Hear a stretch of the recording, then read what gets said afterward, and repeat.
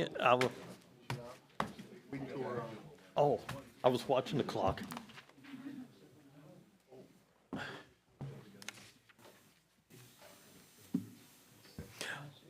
This evening, I'll start the Utility Committee at 6 p.m.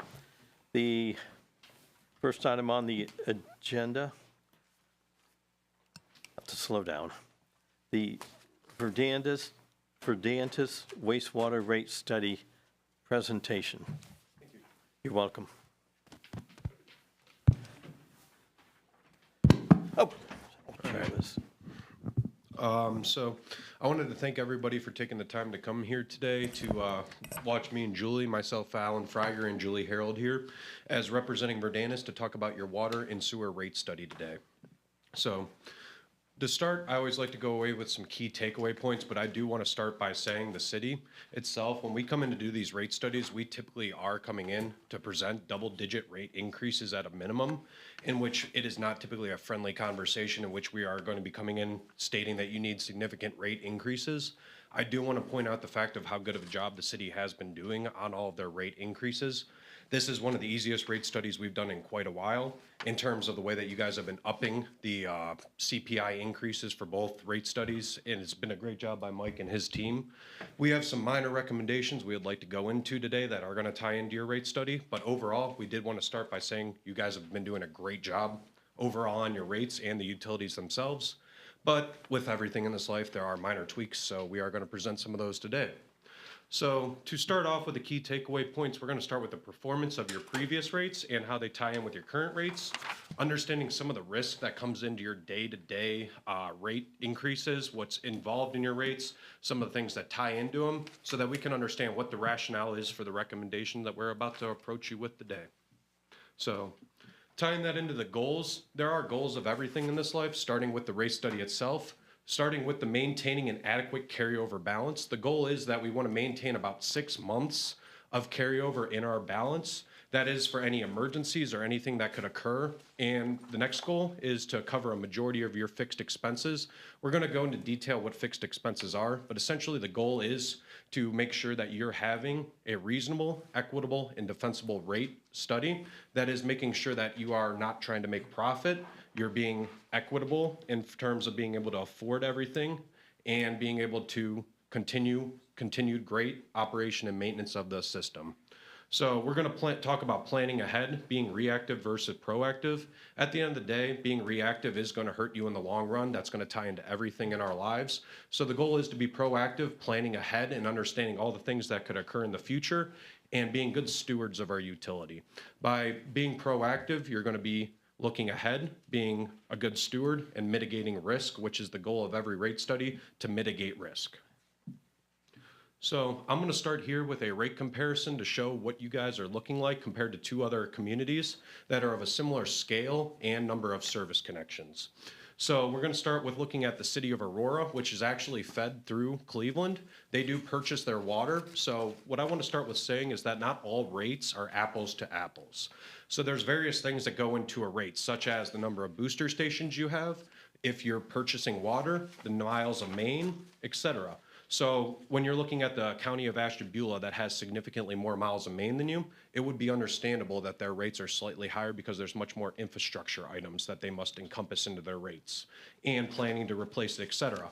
So that's where the not apples to apples comes. But you guys, what we're trying to point out with here are substantially lower than 2 communities of similar size, which is by no means a bad thing as long as we're properly maintaining our utility. However, it's just a comparison to show how you've been doing overall in comparison with some of the recommendations that we're going to give momentarily. So talking about fixed versus variable cost, there's a very simple definition to these, and I'll go into a little bit more detail after that. But essentially, variable cost is anything that the cost varies with the usage of water, and fixed cost is everything that doesn't vary with the usage of water. So when I break that down a little further, things such as fixed costs that you know month to month that you're going to be paying, your salaries for your staff, any loans that you have out there. As we all have loans, we know exactly at the end of the month what we're going to pay. It's a choice if we pay it or not, but you know it's going to be due. talking about your contracted services, paying your engineers, your contractors, your lab technicians, et cetera. Any capital plans, at the end of the day, capital plans is something in the future. But if you're doing a good job being a good steward of your utility, you have a good idea of what you're going to be spending in the future, what that debt service is going to cost, and can factor it into your fixed cost. Maintaining that in your 6-month carryover balance and is something that you're accumulating every month from your ratepayers.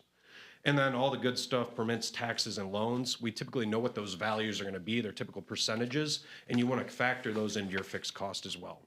As I stated, variable cost, things that vary with the water usage. As you use more water, you're using more electricity for your booster station on your pumps, using it at the water treatment plant, you're utilizing more gas services, et cetera.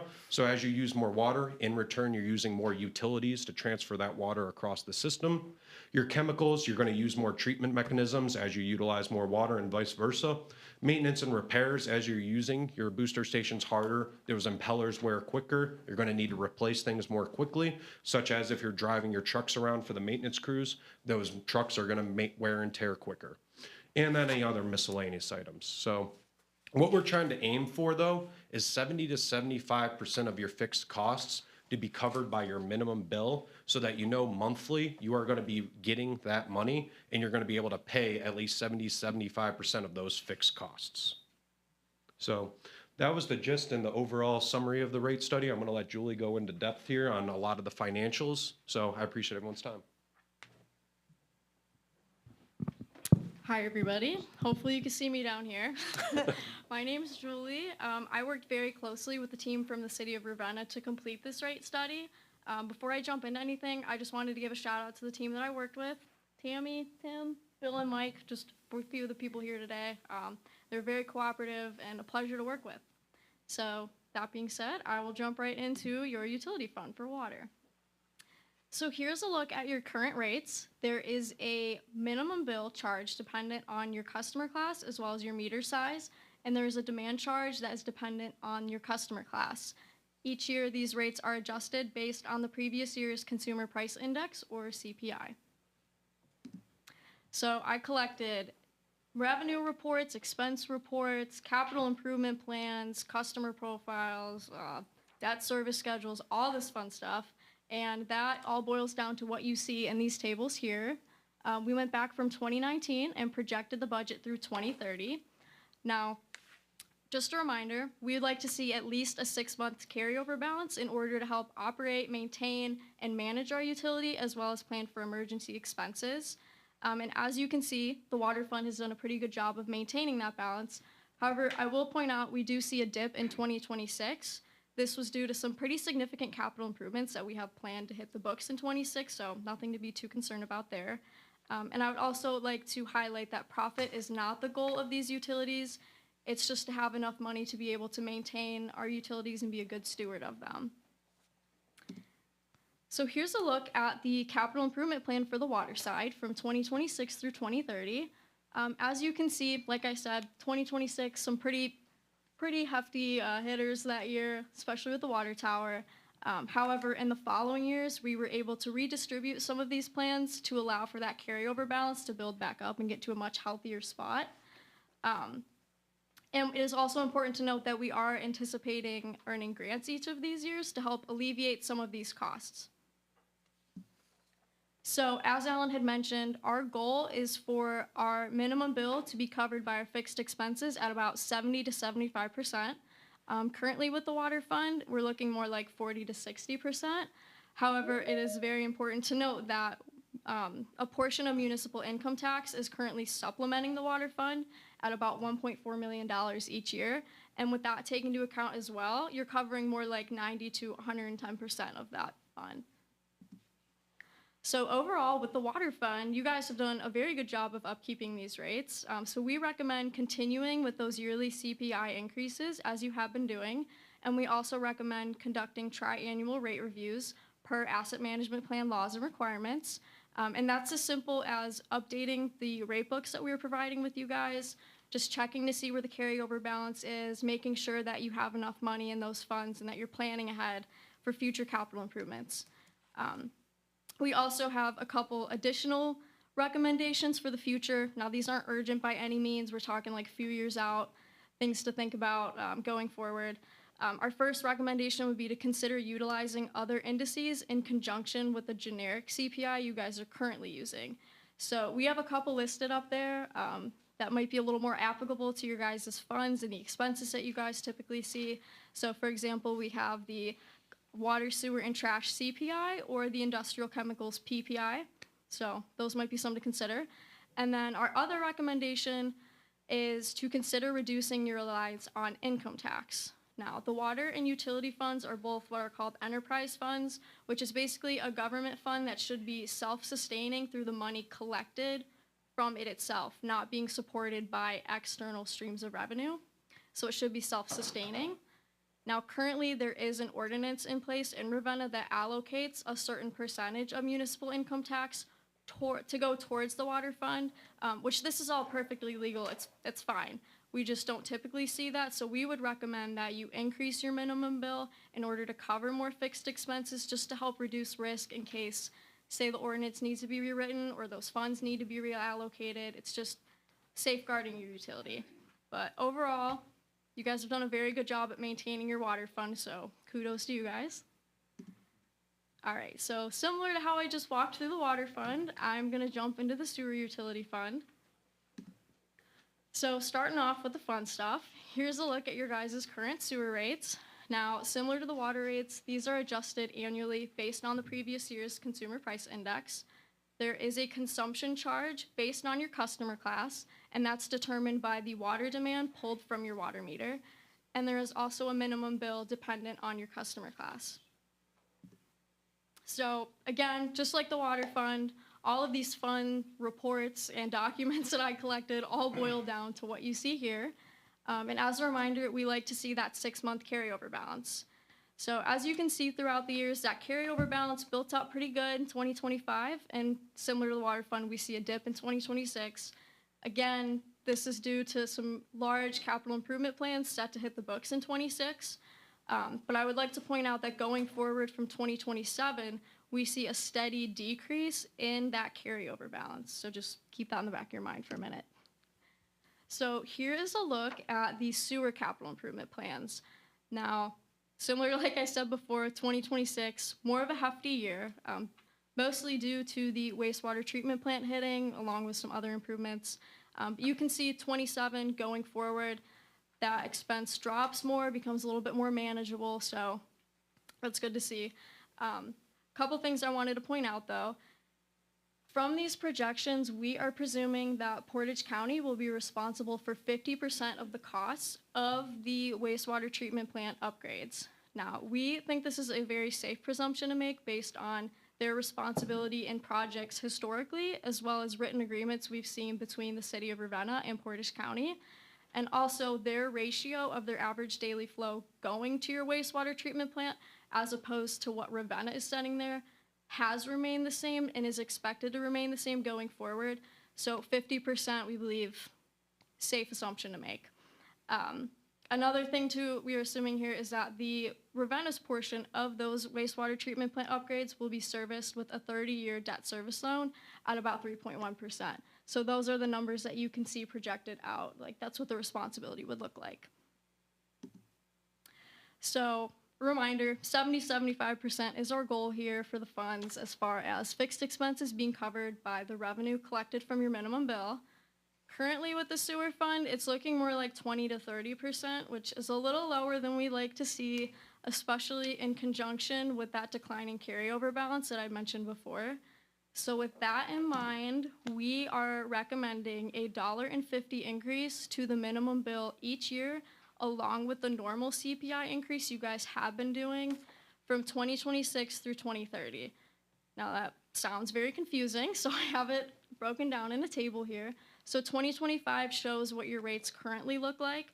So each year, $1.50 would be added to the minimum bill, along with the CPI increase, which for the sake of this table, we assumed was 3%, which is pretty typical. So that's what it would look like going forward. If we zoom out a little bit, we can see that your fixed expenses start to be covered a little bit more. It's trending upwards in a healthier direction. It's what we like to see, and by 2030, it would be around 40%. Question. On your previous slide, if you go back to 2, we're talking about a $1.50 minimum increase to the $1.50 increase to the minimum bill. Yeah. What would that percentage be? I don't have that off the top of my head, but I can get back to you on that.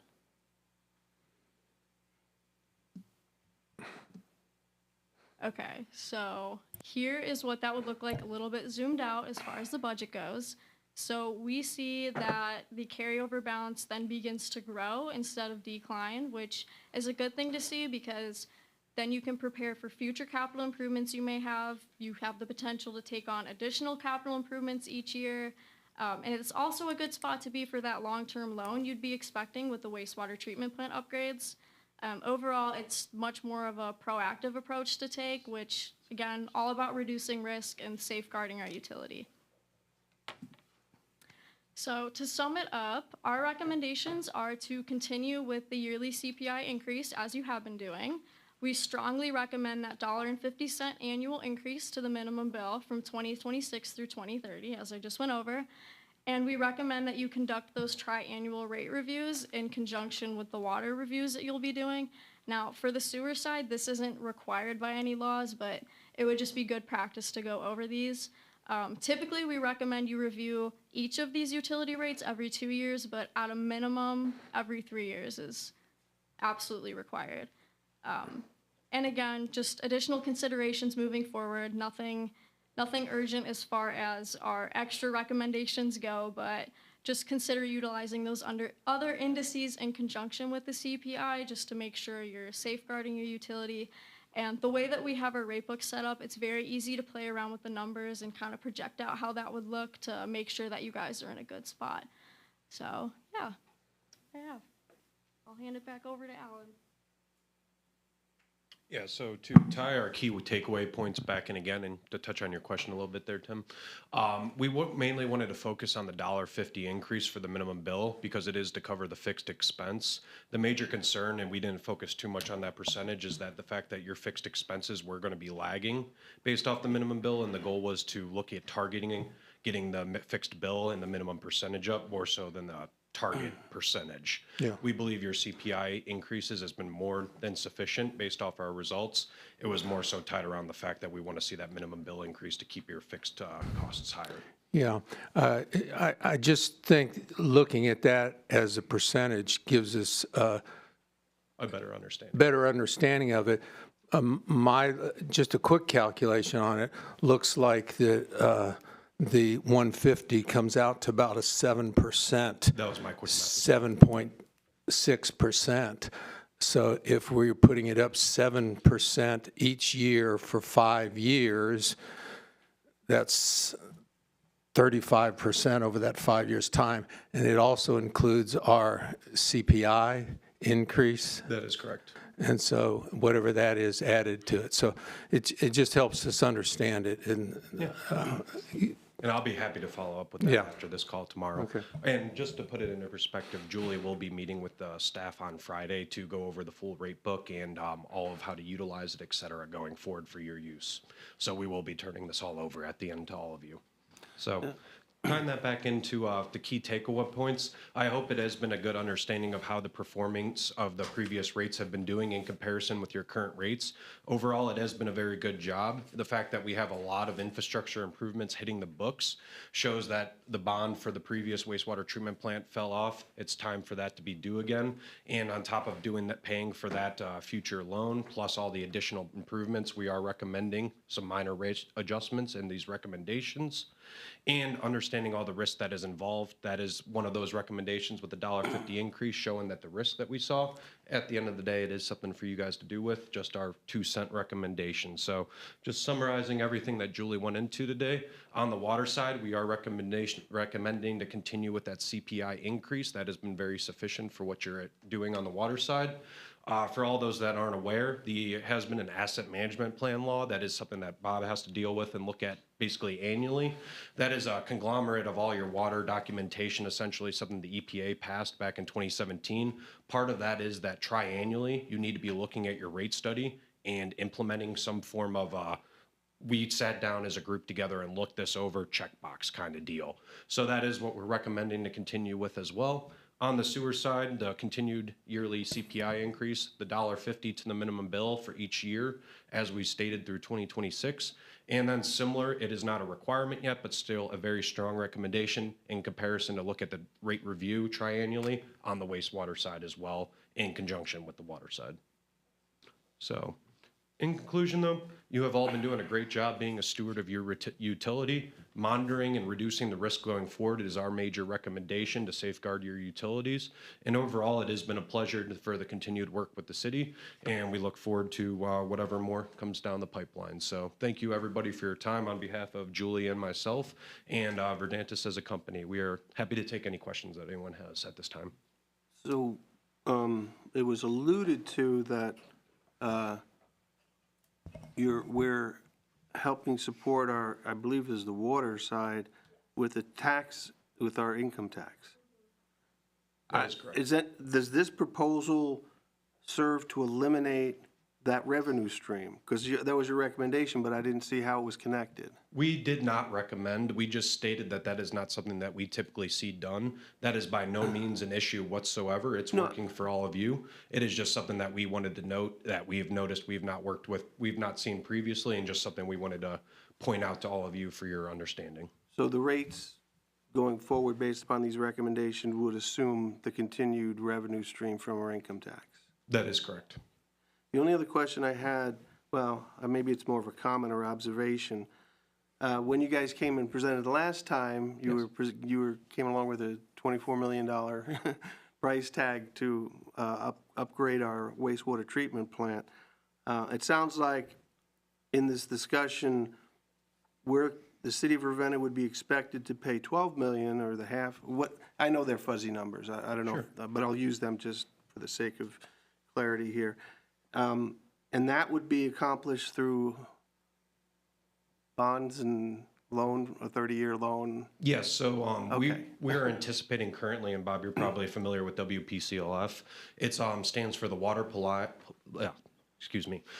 Pollution Control Loan Fund account, and that is through the Ohio EPA or DEFA, and that is essentially an opportunity where you can fund these large infrastructure projects. Okay. And that is typically for communities of your size and smaller. Typically, you can get in those lower loan categories, such as a small government, such as that 3.1% that we're showing. That is this month's percentage rate. That might be different. They're typically way under market. Anything you can get is cheaper than OPWC, et cetera.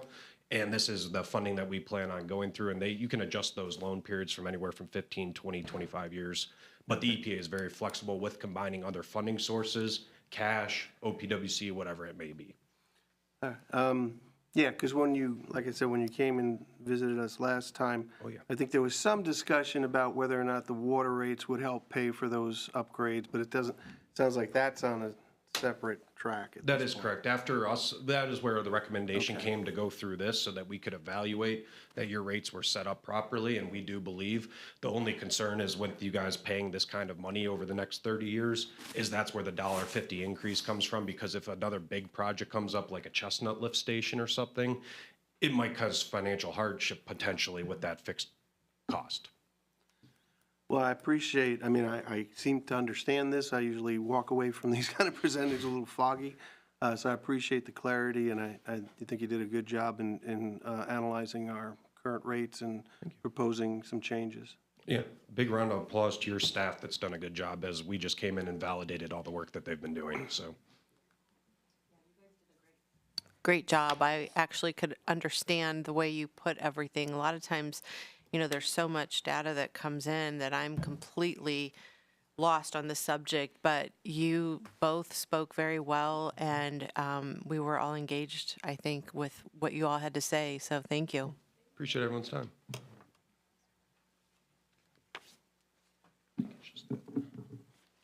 Well, since that is all of the question and comments for Verdantis, the next item on the agenda will be for the City Park water tank. And this would be for the interior of the tank. There is money completely appropriated for this project. It's been done. There's a line item that's been fixed for this I'll just say quite some time ago. And this tank needs it. It needs redone on the inside every approximately, I'll say 5 years, to go in and at least look at it, see if it needs recoated or whatever needs to be done on the inside. So if there's any comments pertaining to that before. Okay. Is this an inspection? Yes, Yes. in essence, it's hiring a consulting firm to inspect the interior and then also make recommendations. They will also assemble construction documents for bidding this work out. Anticipate doing this as soon as the new water tank is put into service. I can't call it the GE tank anymore, so we're gonna have to come up with a new name for it.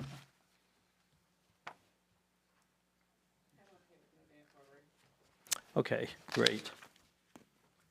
And the industrial pretreatment contract, that would be for the chemicals that will be used for water treatment and wastewater treatment facilities. It's a regular thing, it's something that has to be done. Pretty much all the chemicals that are used are required by the EPA.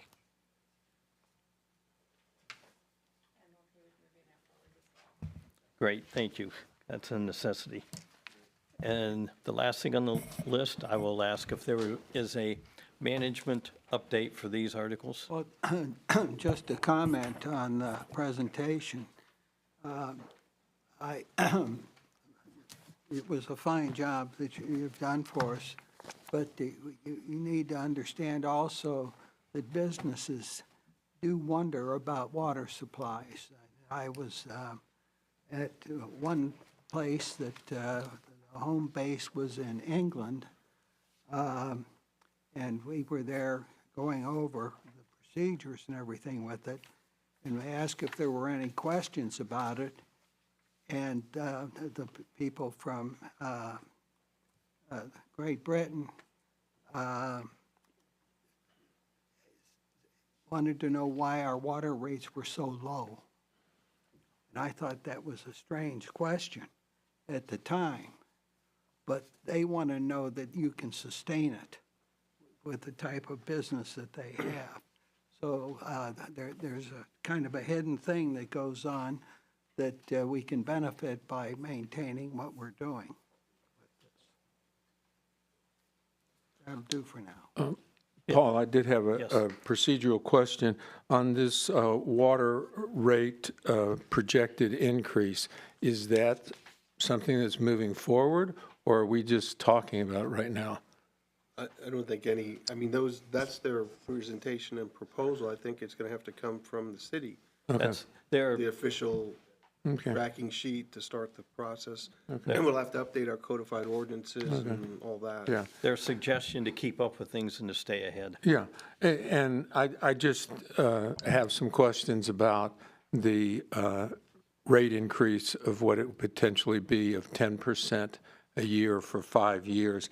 And I think I understand that by pushing that up, it's almost like your question, Rob, about will the money still be coming from the city income tax? If it continues to go up, come in, it will push the amount of funding of the fixed costs, which the goal was like 70%, would push that way up over 100%, I think, based on the numbers. So I just have some questions regarding that. But I'm sure they're going to tell you the fixed costs are going to go up too.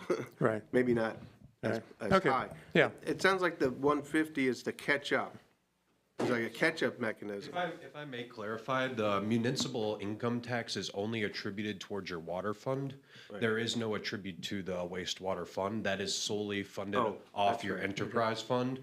So that is the concern with the wastewater, with you guys projecting out significant improvements, that your fixed your fixed cost is gonna drop the 6-month carryover, and our recommendation with the $1.50 increase is to get that back up to a healthy balance. But it's only for 5 years, right? That is correct, and then it would sit at that new number essentially. But I also want you guys to keep in mind, the last water plant improvement was when we built it, 1981 or 2. And as Bill has seen, every 20, 25 years, plants need to go through a major improvement. Keep up with EPA growth, or just stuff wears out. We're not talking about a water plant improvement yet, but in the next 2-3 years, that could easily surface. In fact, there is something we've been talking about. We're not sure how to handle it yet, but we're going to work with the EPA on it. So just keep that in the back of your mind, as they're saying the water fund seems pretty good, sewer's not. With the projected $24 million, $30 million dollar project. And we're very fortunate to have the 0.25% income tax that we do for the water fund, which was originally set aside, which was originally voted on to pay for the new water plant. And then when that expired, the city requested to roll it, to make it permanent. And fortunately, the residents did approve Well, it sounds that. like the residents pay for one way or another, income tax or water bill. Unfortunately, we still have the cheapest rates around, is that not? Yeah. So, we're fortunate to be in control of our own water and sewer plants and rates. That is one comparison that I was going to state, and I wanted to do a little bit better job of, is that Aurora and Ashtabula County both purchase water. That is a major factor. When you're paying the middleman to get your water, by you guys producing and treating both your waste, that is a significant benefit to your rates. No other questions? Okay, No other questions. okay. All right, thank you for those comments, and at this time, the Utility Committee will adjourn at 6:32. Right. 6:32, we'll call the Streets and Sidewalks Committee meeting to order. Two things on the agenda for consideration this evening. The first one, we have some concerns about street parking on Meridian Street. And I believe we have someone here that would like to present their concerns and issues. So if they would like to come up at this time and express their concerns, I'd like to, Mr. Bika? Well, I submitted a letter to city council regarding the issue that I've noticed in the past couple of months. And I'm here to answer questions. I believe that there is an issue on the east side of the street with parking there, with the amount of traffic that's coming in and out of Meridian Street to come to the administration building and the license bureau. And most of the individuals that are driving up and down that street are not familiar with that location, along with the Parter buses that go up and down the street. There is a significant amount of congestion and I believe a safety issue there. So the one thing I would like to comment that wasn't in my letter was you could envision also making that parking, no parking from a certain time in the morning when both of those agencies are open, but the residents could park on the street in the evening. I don't think that's a problem. Do you notice it being worse at certain times of the day? Is it during the day when the building is open? Certainly around lunchtime is when it's the worst because people are coming to get to the title bureau, they're coming to get to the license bureau, they're coming to pay property taxes, and there seems to be a heavier congestion there at that time. I have been going down since we received that letter periodically to see kind of what was going on. I've noticed mainly it's two cars. Do you see something different? That two cars that have been parking on the east side, and it looks like it's been between the administration building and Riddle. That's correct. And honestly, I have not traveled that street a lot Okay. until my new employment. So I'm back and forth there, multiple times a day, and I've noticed it. But the cars are between Riddle and Harris. Right. Now, there are some on-street parking spots at the very end by Harris, all the way down by the coroner's office on the east side, which don't seem to affect the situation because they are definitely off the street. And a comment I'll make pertaining to that, since you sent that letter, I've been down there, I'll just say several times, and I noticed where those cars are parked on the street, the driveways right there are either empty or only have one vehicle in the driveway, and I noticed the driveways itself they're not real short. They're long enough to put a few different vehicles on the driveway.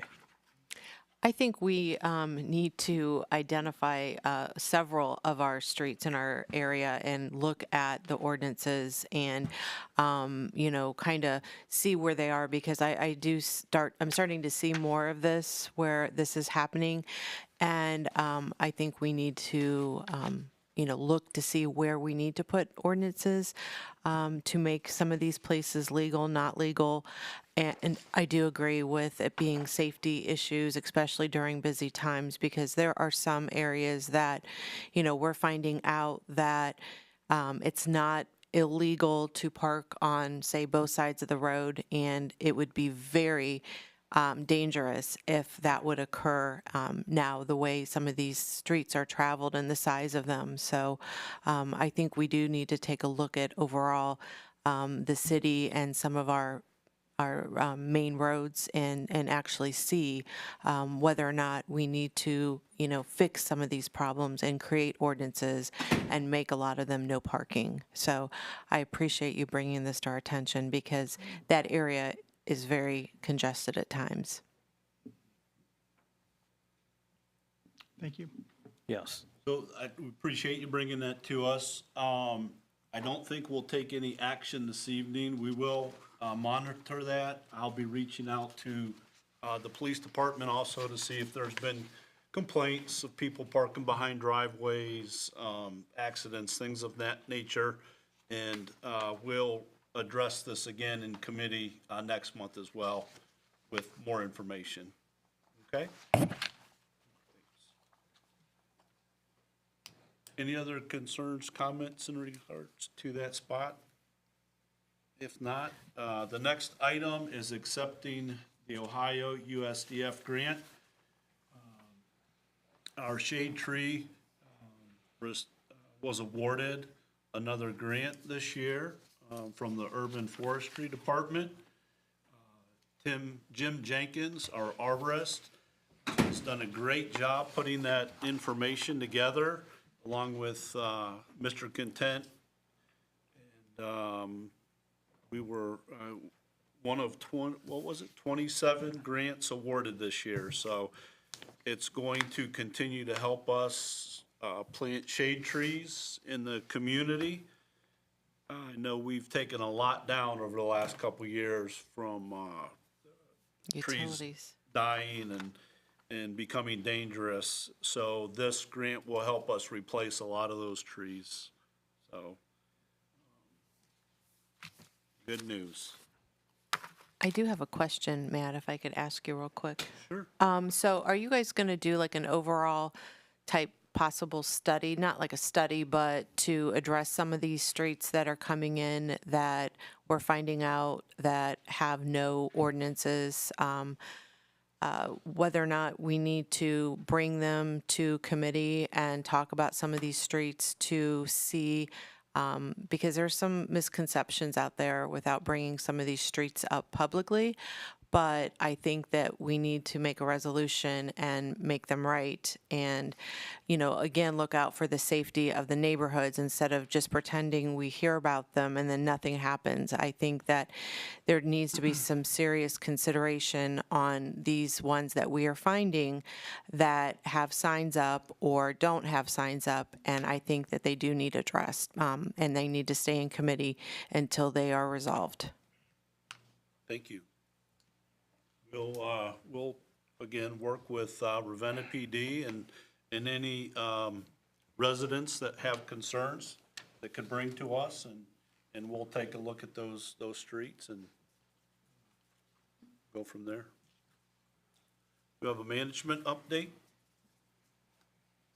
Not at this time. Okay. 6:39, I will adjourn Streets and Sidewalks.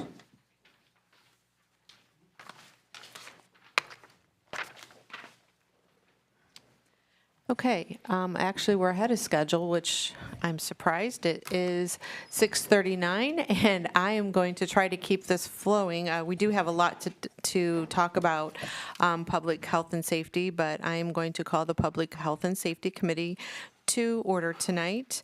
I do see that Tyler is not here. I was unaware of that, so it's going to be, I guess, Matt and I, and if somebody would like to chime in on this. Cheryl, if you'd like to fill in for Tyler on this, because there's some important topics on here tonight. Anyways, first item tonight on the agenda is one that's the Civil Service Commission update. And Heather had sent out the new updated version of this. And I see Attorney Tim Thomas here tonight too. And they have worked hard on this, trying to do some changes. It's been years since this has been updated, and they, through working with it through the years, they have, found some needs that might needed to be addressed. Some of the stuff that they were always going to that wasn't addressed in ours was going through the Ohio Revised Code. So now we have things that we can actually that are fitting for our community that need to be addressed. So Heather or Tim or both, whoever would like to get up and talk about the changes that you found would fit our community. Well, thank you, Mrs. Michaels. Do appreciate your comments. I want to start by saying that this project has been in the works for a long time. I don't know if Mr. Beaker is still here, because he might have left. When he asked me to be on the Civil Service Commission, he handed me a rough draft of regulations. That was 2008. And I looked at him and I said, maybe I don't want to be on. No, but he gave those to us. We had reluctance from 2 of the 3 commission members to move forward on that, so we didn't. But we have a very compatible, hardworking commission at this point. Larry Salinius, who's seated here, is one of the members. And Larry, I will tell you, we've gone through at least a half dozen, maybe more drafts of these regulations. And Larry has read every one of those word for word and then some. And we've counted on him not only to catch our errors and to edit, but also to proofread on things. And every time we think we've got it in place, there's something else that needs to be adjusted, which is fine, because I would rather that we present something that is comprehensive, and I would say not exhaustive, but exhausting. It has been for us. But the last couple of years, we have met countless hours working on the regulations, and included in that has been input from Bruce Rivelin, who is not here tonight, but his reputation certainly precedes himself here with this group of elected officials. And Bruce's input has been very good on issues related to collective bargaining as vis-a-vis the rules and regulations. And Heather has been, well, let me just say that you have a diamond in the rough with Heather Richkowski. She has been phenomenal, and I can't say thanks enough, and I think Larry would join me with that, and I'm sure Bruce would too. We have been very fortunate to have her expertise, her knowledge of the Ohio Revised Code, as well as what she does with HR. And the reason that we're here tonight is, and I would indicate that the commission adopted these rules last Thursday. I think it was October 5th, whatever date that was, last Wednesday. And there is no dissent or no tweaking amongst the members of the commission as to these that we would want to have adopted in whole.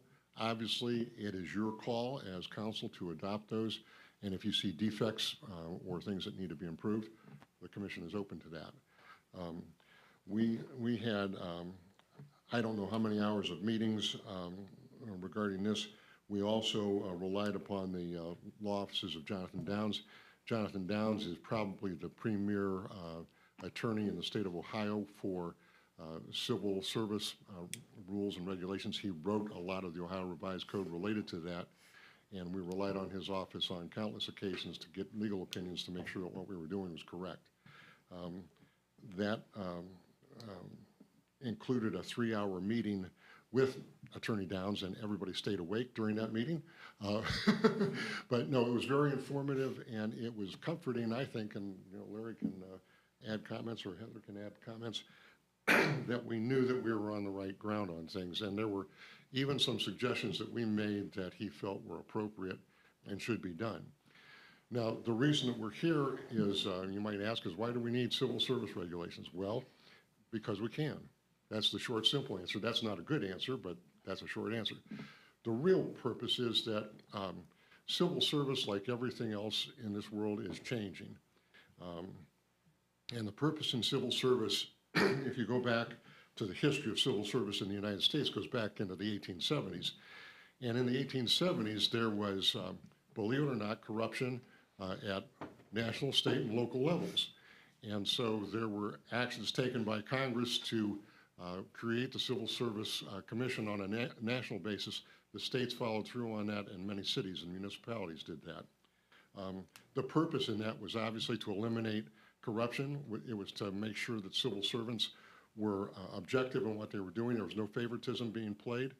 So it was to give you a better government with people who were qualified through certain testing, through certain interviewing processes, to do the job that they were paid to do and to serve the public and not the public serving them.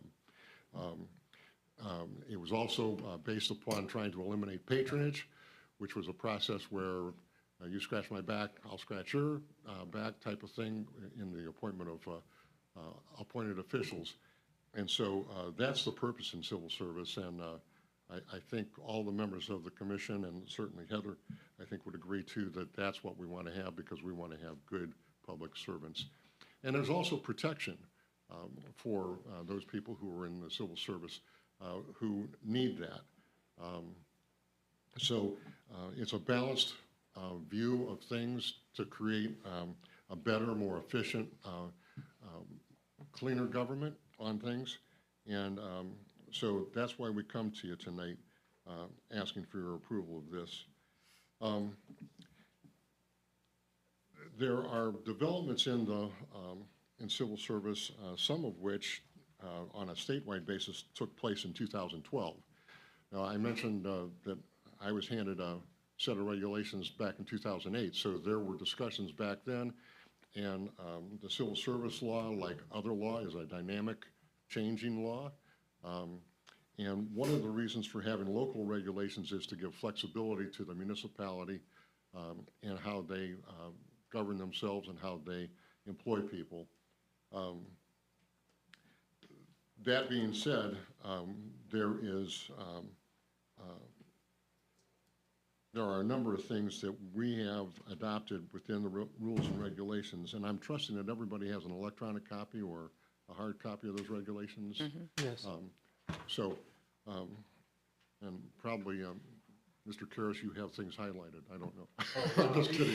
Tim, what are some of the main things that you know, and of course, I want you to go with the things that want to talk about, but what are some of the main things through the years that you feel that, really engaged you guys to start this and to do this? Like, there's a couple of things, and I left out Chief Chappell and Chief Smallfield on the input that they had in this process on things. And then your former chief, Jeff Wallace, was keeping Jake informed, as I understand it, while he was captain. So there was a smooth transition there on things. And we, one of the biggest things that we dealt with, particularly with fire, was lateral transfers. Lateral transfers have been around for a while, but they've become more prominent because of the need for making sure that we're getting entry-level people that are qualified for purposes of maintaining staff levels and so forth.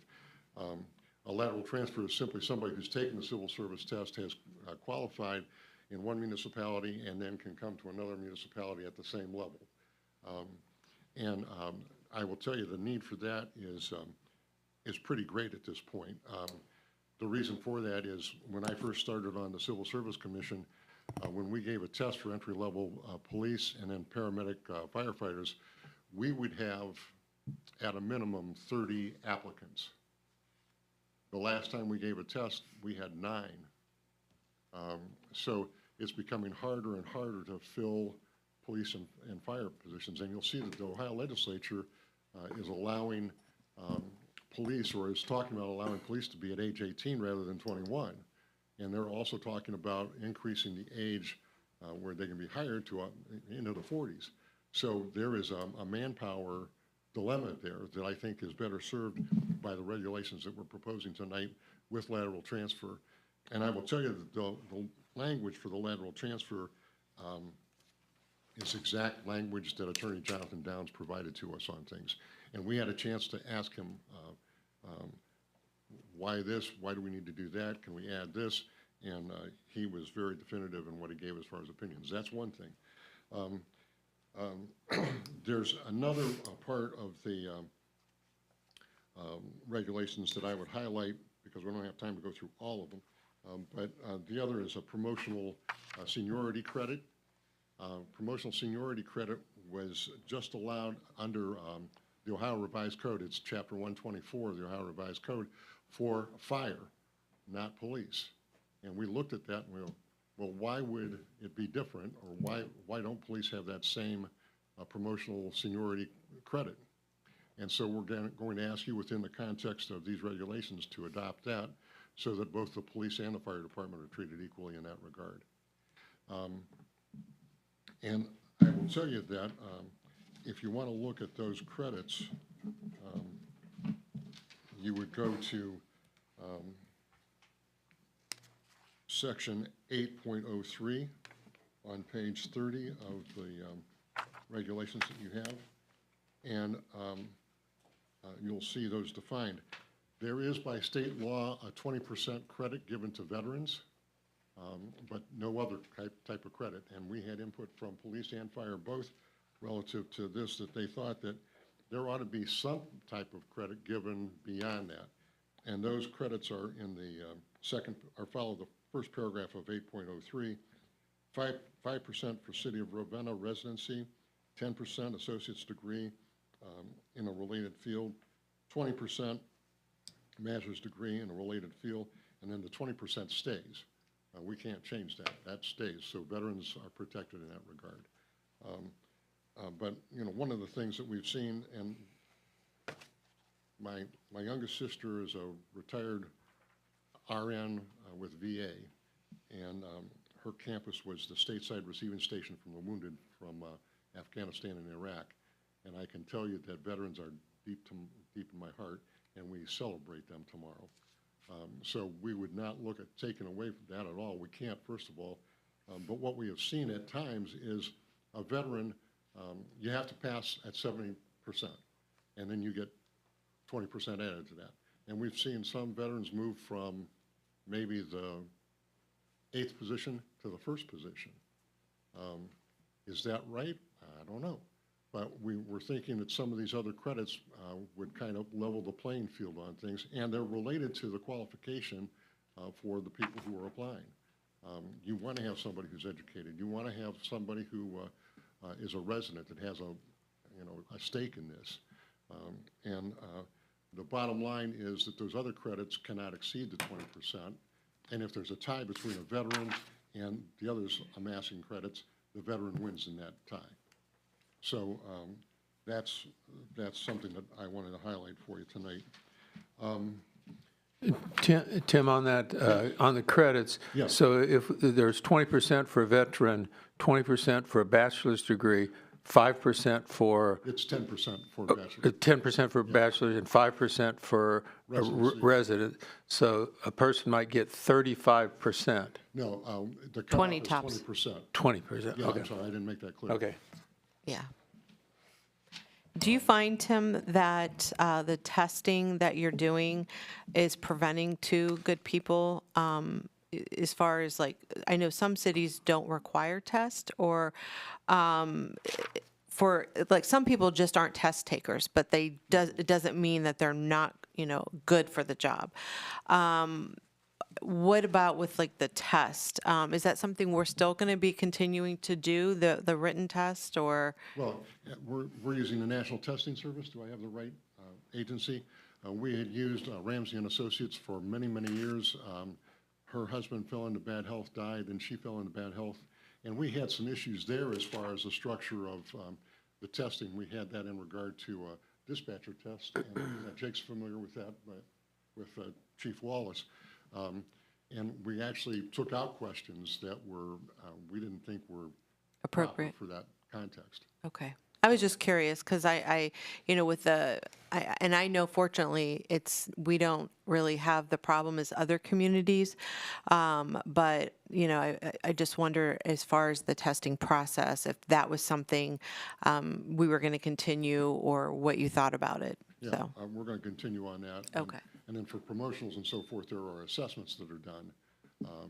And those are done by typically 3 retired police officers who conduct those tests outside the presence of the commission, but they make a recommendation, and then there's a written test also and materials. So there's a lot to be done by anybody who's interested in coming on board, as it should be. Let me see here if there's anything else that I want to.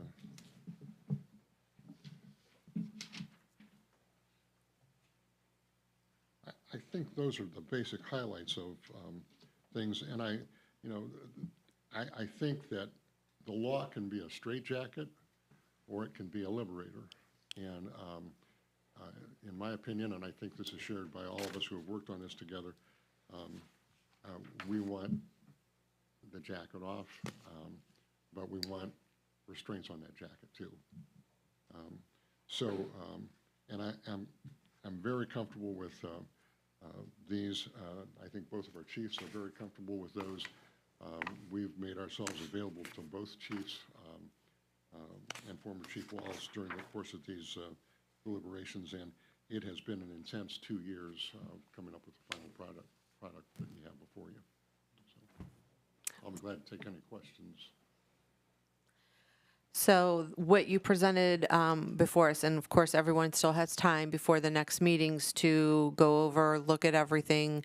But the 3 top things that we talked about were the lateral transfers, the promotions as far as the seniority, and also the credit. Right. Okay. Those are the key things. There will be things within the regulations that are required by law to be in there. You can glide over those in your leisure reading. The one thing that we didn't change was the preamble. If you go to the first page of that, and you get to the city charter provides for the Civil Service Commission. We thought about changing this because well, we had to change it because it says the mayor shall appoint three residents to serve 6-year terms. And what we thought the mayor had power to do was 6 years to life on those terms. And we'd get off for good behavior. Is that right, Mayor? No, but those are 6-year terms. And so the other thing that is good about those regulations is it does codify the 6-year term, which gives continuity on things. And those are staggered terms, so. Does anyone have any questions? Not at all. We okay to move this forward? Absolutely. We'll go ahead and we'll move this forward. Thank you for your hard work. I know it had to be grueling and tiresome, but your experience, both of you guys, all of you, really makes this look effortless, so. Well, and we're glad it looks that way, and it was really a labor of love. We knew it needed to be done, and we had all the right components. And again, my co-members were incredibly good, and Heather was there a term for incredibliest good on what she did. So very thankful, and thank you for your time and allowing us to present. Absolutely. Thank you. So we're going to go ahead and move this forward. And I do suggest for the rest of council, if there's anything that you guys have questions on, you have time now to look at everything and, email Heather any questions that you might have before the next meeting, but we're going to go ahead and move it forward. Next item, I just flipped this over. Okay. Next item on my agenda is the ordinances for dispatch services, and that is going to be with Paris and Palmyra. So those came back as ready to go into contract with us, correct? And was that, everything stayed the same? Was there an increase on that? No. Okay, so we're keeping everything the same. I'm thankful that they came back, and I know we're still holding out for Charleston. And again, I'm hopeful that they realize we are already providing them a very valuable service as their fire department, and we really should keep both of those services to be even more efficient. So we're waiting on that one to return. So again, I see no reason for us to not go into contract with Paris and Palmyra. Are you okay with that? Good. Okay, pretty simple. We'll go ahead and move that one forward as well. Next item, I will have Chief Smallfield to come up, and he's going to present, and possibly, I'm sure Tammy may be a part of this, but we have talked about this in the past at our last meetings. We had just a little bit of information about the need for additional safety in our city, and we've talked about the different departments, and tonight we have the police department coming forward with 4 full-time positions. Jake does have a more of a breakdown for you. We have been, I don't know if any of you have been following a lot of the arrests that have been happening lately, but our police department has been hopping, and I know a lot of us really want to see the continuation of the aggression for a safer community and our downtown, and in order to happen, we need to staff accordingly. And I'm going to go ahead and turn it over to Jake, or Chief Smallfield. It's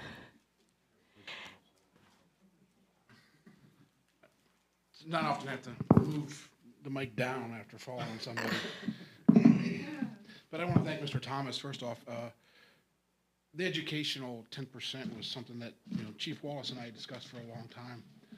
Like Dr. Calvert was talking about the percentage, if somebody would score a 70% on a written test and they get 20% right off the top, they're automatically up to an 84%.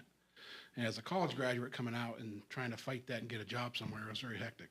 So I appreciate Mr. Thomas and the work they put in, and I appreciate that 10%. I'm sure the college graduates moving out will also have it, with no disrespect to our veterans. So moving on to the 4 officers that we're asking for. Initially, it was 3. Just some quick background, we are at 22 officers that patrol the road.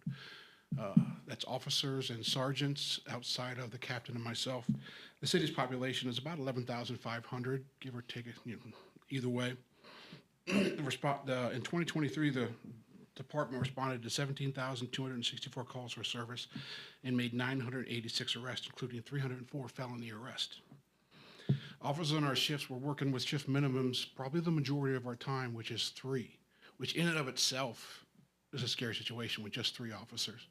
And the reason for that is if we get any kind of call, we send 2 officers at a time. It's a minimum, it's a safety reason. And if we go to a domestic or a fight call, most times we're outnumbered 15-1 in these fight calls. In a domestic call, if there's an arrest made, we have to go back and process that prisoner. Now, this is the person who obviously is angered at us, he got arrested, so it takes 2 officers to process somebody. And that leaves 1 officer back for victim statements, given the victim packets out. So if we're short working shift minimums, we have nobody to patrol the streets and nobody to answer any more calls. If another calls come in, we have to leave our victim or lock the prisoner up, and 1 officer has to stay on him on station all the time. So now we have 1 officer responding to the remaining calls. So the 3 officers per shift is a safety hazard. Not that this 3 guys you're asking is going to increase that, but it's going to give us more people per shift. Like each officer right now averages 7 to 12 calls per shift. by themselves. That's 7 to 12 per officer. We're at the 7 when we got more than 3. We're at a 12 when we have about 3 on a shift. So a lot of times with like domestics and fights, but if we're answering 7 to 12 calls a day per officer per shift, that's a lot of calls. And that backs our detective bureau up, which I'll kind of get into a little later. Chief, a question. Yes, sir. If 3 is the minimum shift, what is the recommended or regular shift minimum? Well, I mean, what do you try to staff to on a shift? we put 5, well, with us being short now, we have a shift on midnights, which we have 4.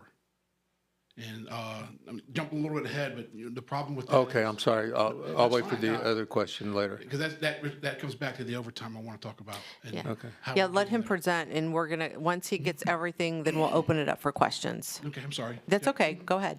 So to date, this year, we've answered to 197 domestic violence and domestic dispute calls. And that's quite a bit. Over 50 fight calls, and like I said before, we're at 15 to 20 people per fight. We respond to a fight. I think Amy said she was out walking out the other night, and we went to a fight call right out the street here. We had a guy run from us. And with middle of that fight, we had another fight called middle of Main Street, and we had 15, 20 people in middle of Main Street fighting. So now with the next couple of stats, you're going to notice that the violent crime in Ravenna is increasing at about 17 to 18% per year. In 2020, we answered a total of 12,783 calls, 63 misdemeanor arrests, 171 felony arrests. That's in 2020 with 1,016 charges. Now those are kind of skewed. They're a little low because that's the COVID years. The next year, in 2021, we had 813 felonies, 813 misdemeanors, 210 felonies, over 1,300 charges.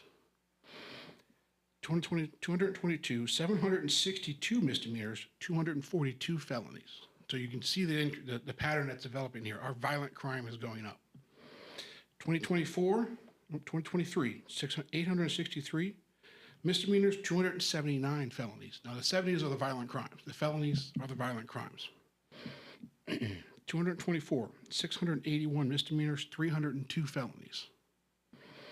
Now, in 2025, the numbers are skewed, and I really kind of want to get into that. We have 449 misdemeanors, 155 felonies. So the numbers are down, but there's a reason behind that. I think you guys, we're one of the few professions that have to make a decision every time we come to work to be prepared to take somebody's life. We do that to protect the innocent. In October of last year, we did that.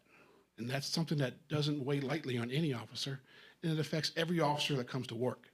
So when you come to work and you have to make that decision, they're prepared to make that every day. But after that happens, every person in that department has to ask himself another question. Do I want to put myself in a position to do that again?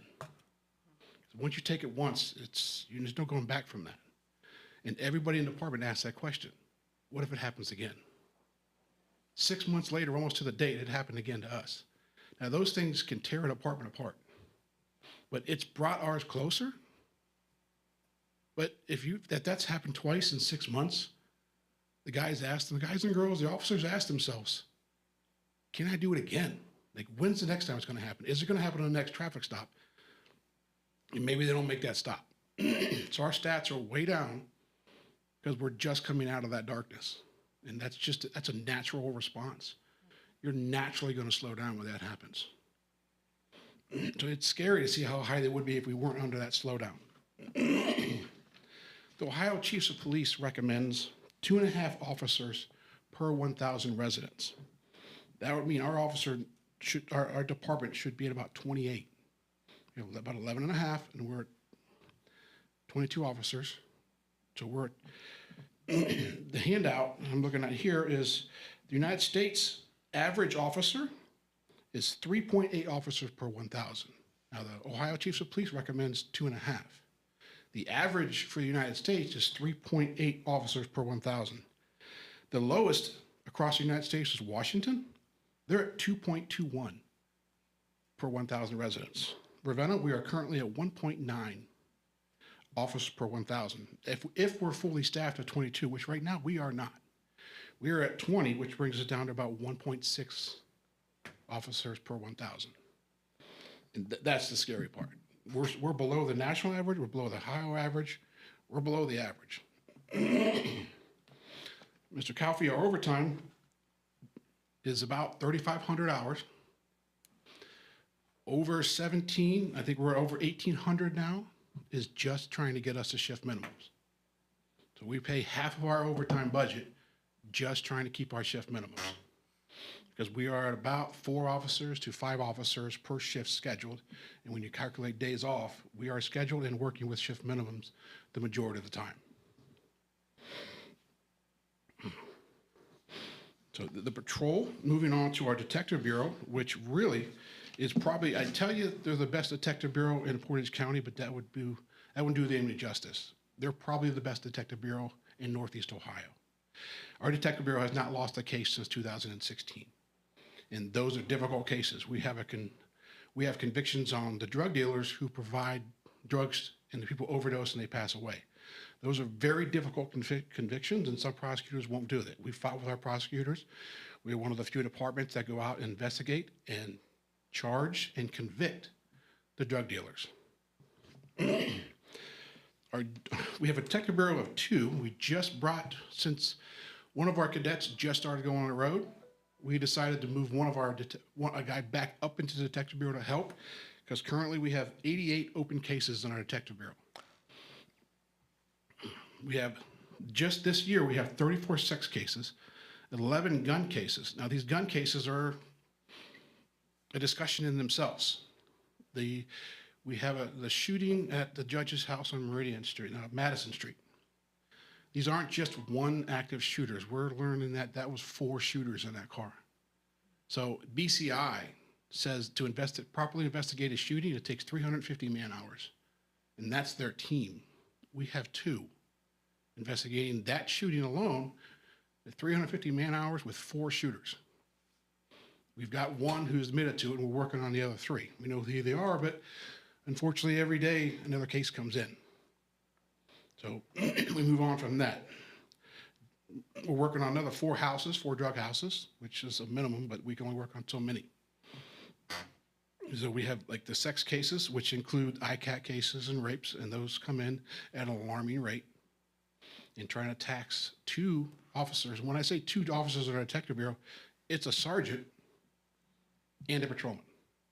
The sergeant has other duties, which are evidence that Greg knows about. Our evidence is out of control. We have 4 rooms just full of evidence. We're trying to manufacture ways to get rid of evidence, log evidence, track evidence. That's what he does. We have a part-timer that helps him. It's just not enough.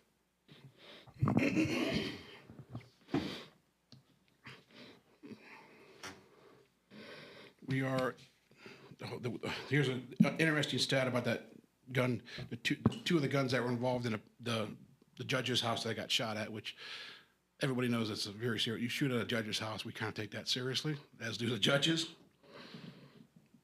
One of the guns in that we traced was involved in a shooting of a house the next day.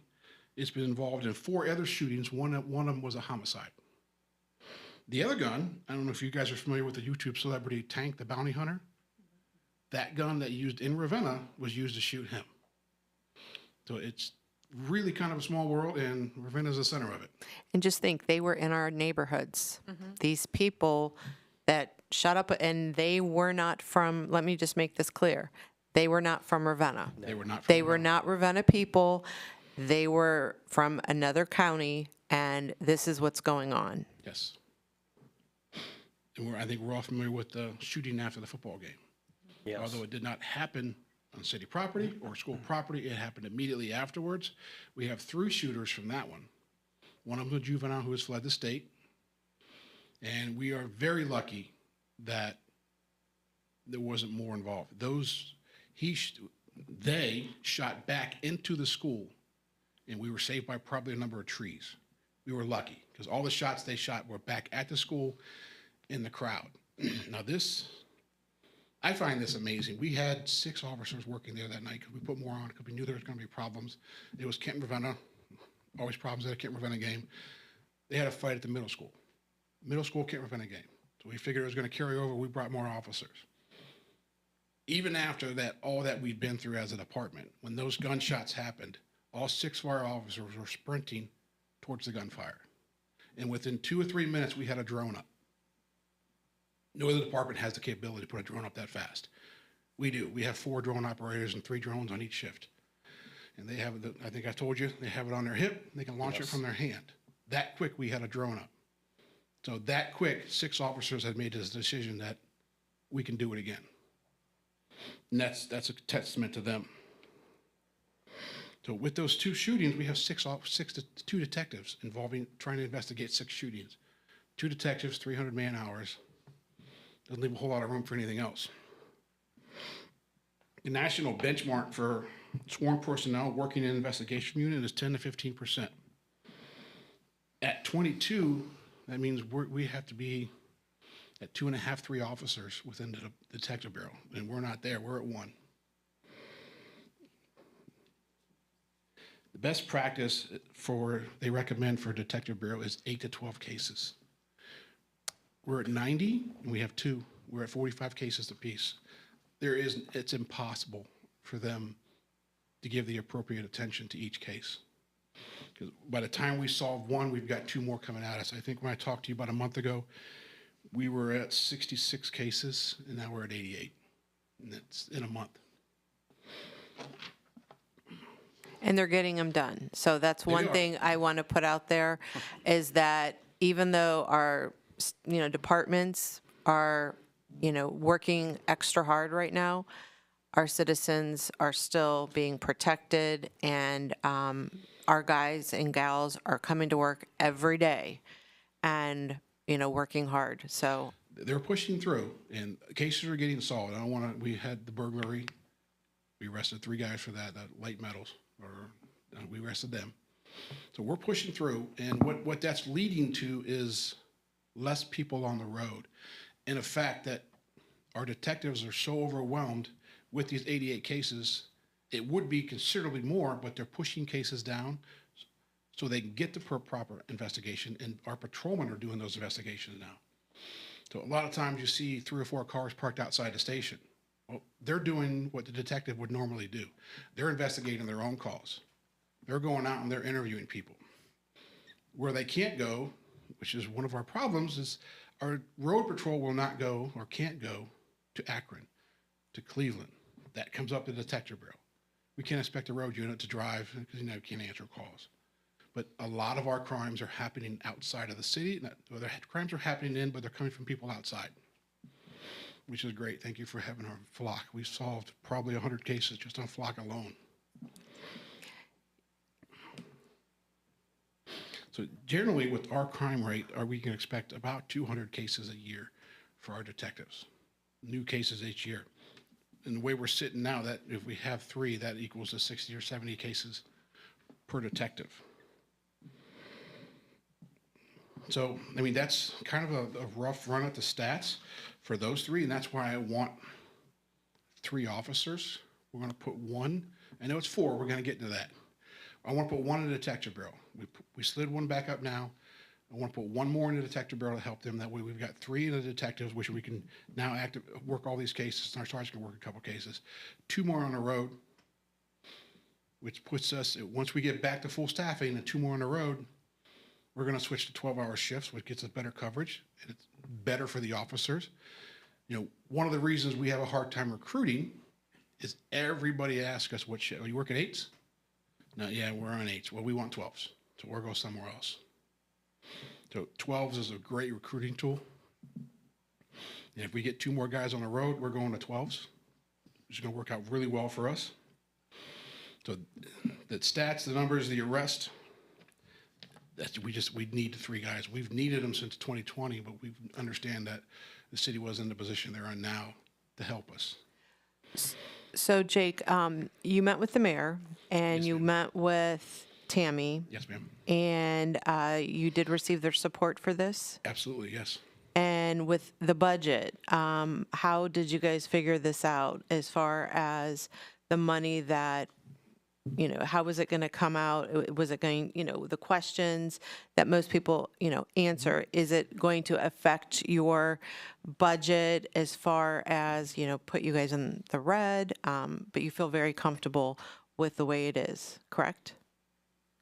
Yeah, I mean, it's a significant increase, but I think it's warranted.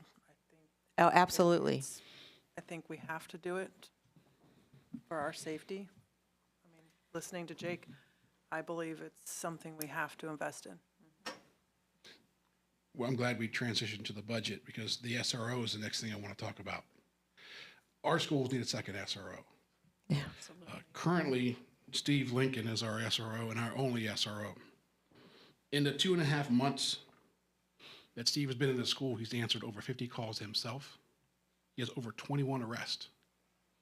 And that's going between the high school and middle school. That doesn't even include EAP, but it's high school, middle school. We've kind of alleviated his responsibility in the elementary schools. We're trying to get our officers, our road officers, to cover that. Again, leaving the road short, but our officers get into elementary schools. They get into each school at least once a day.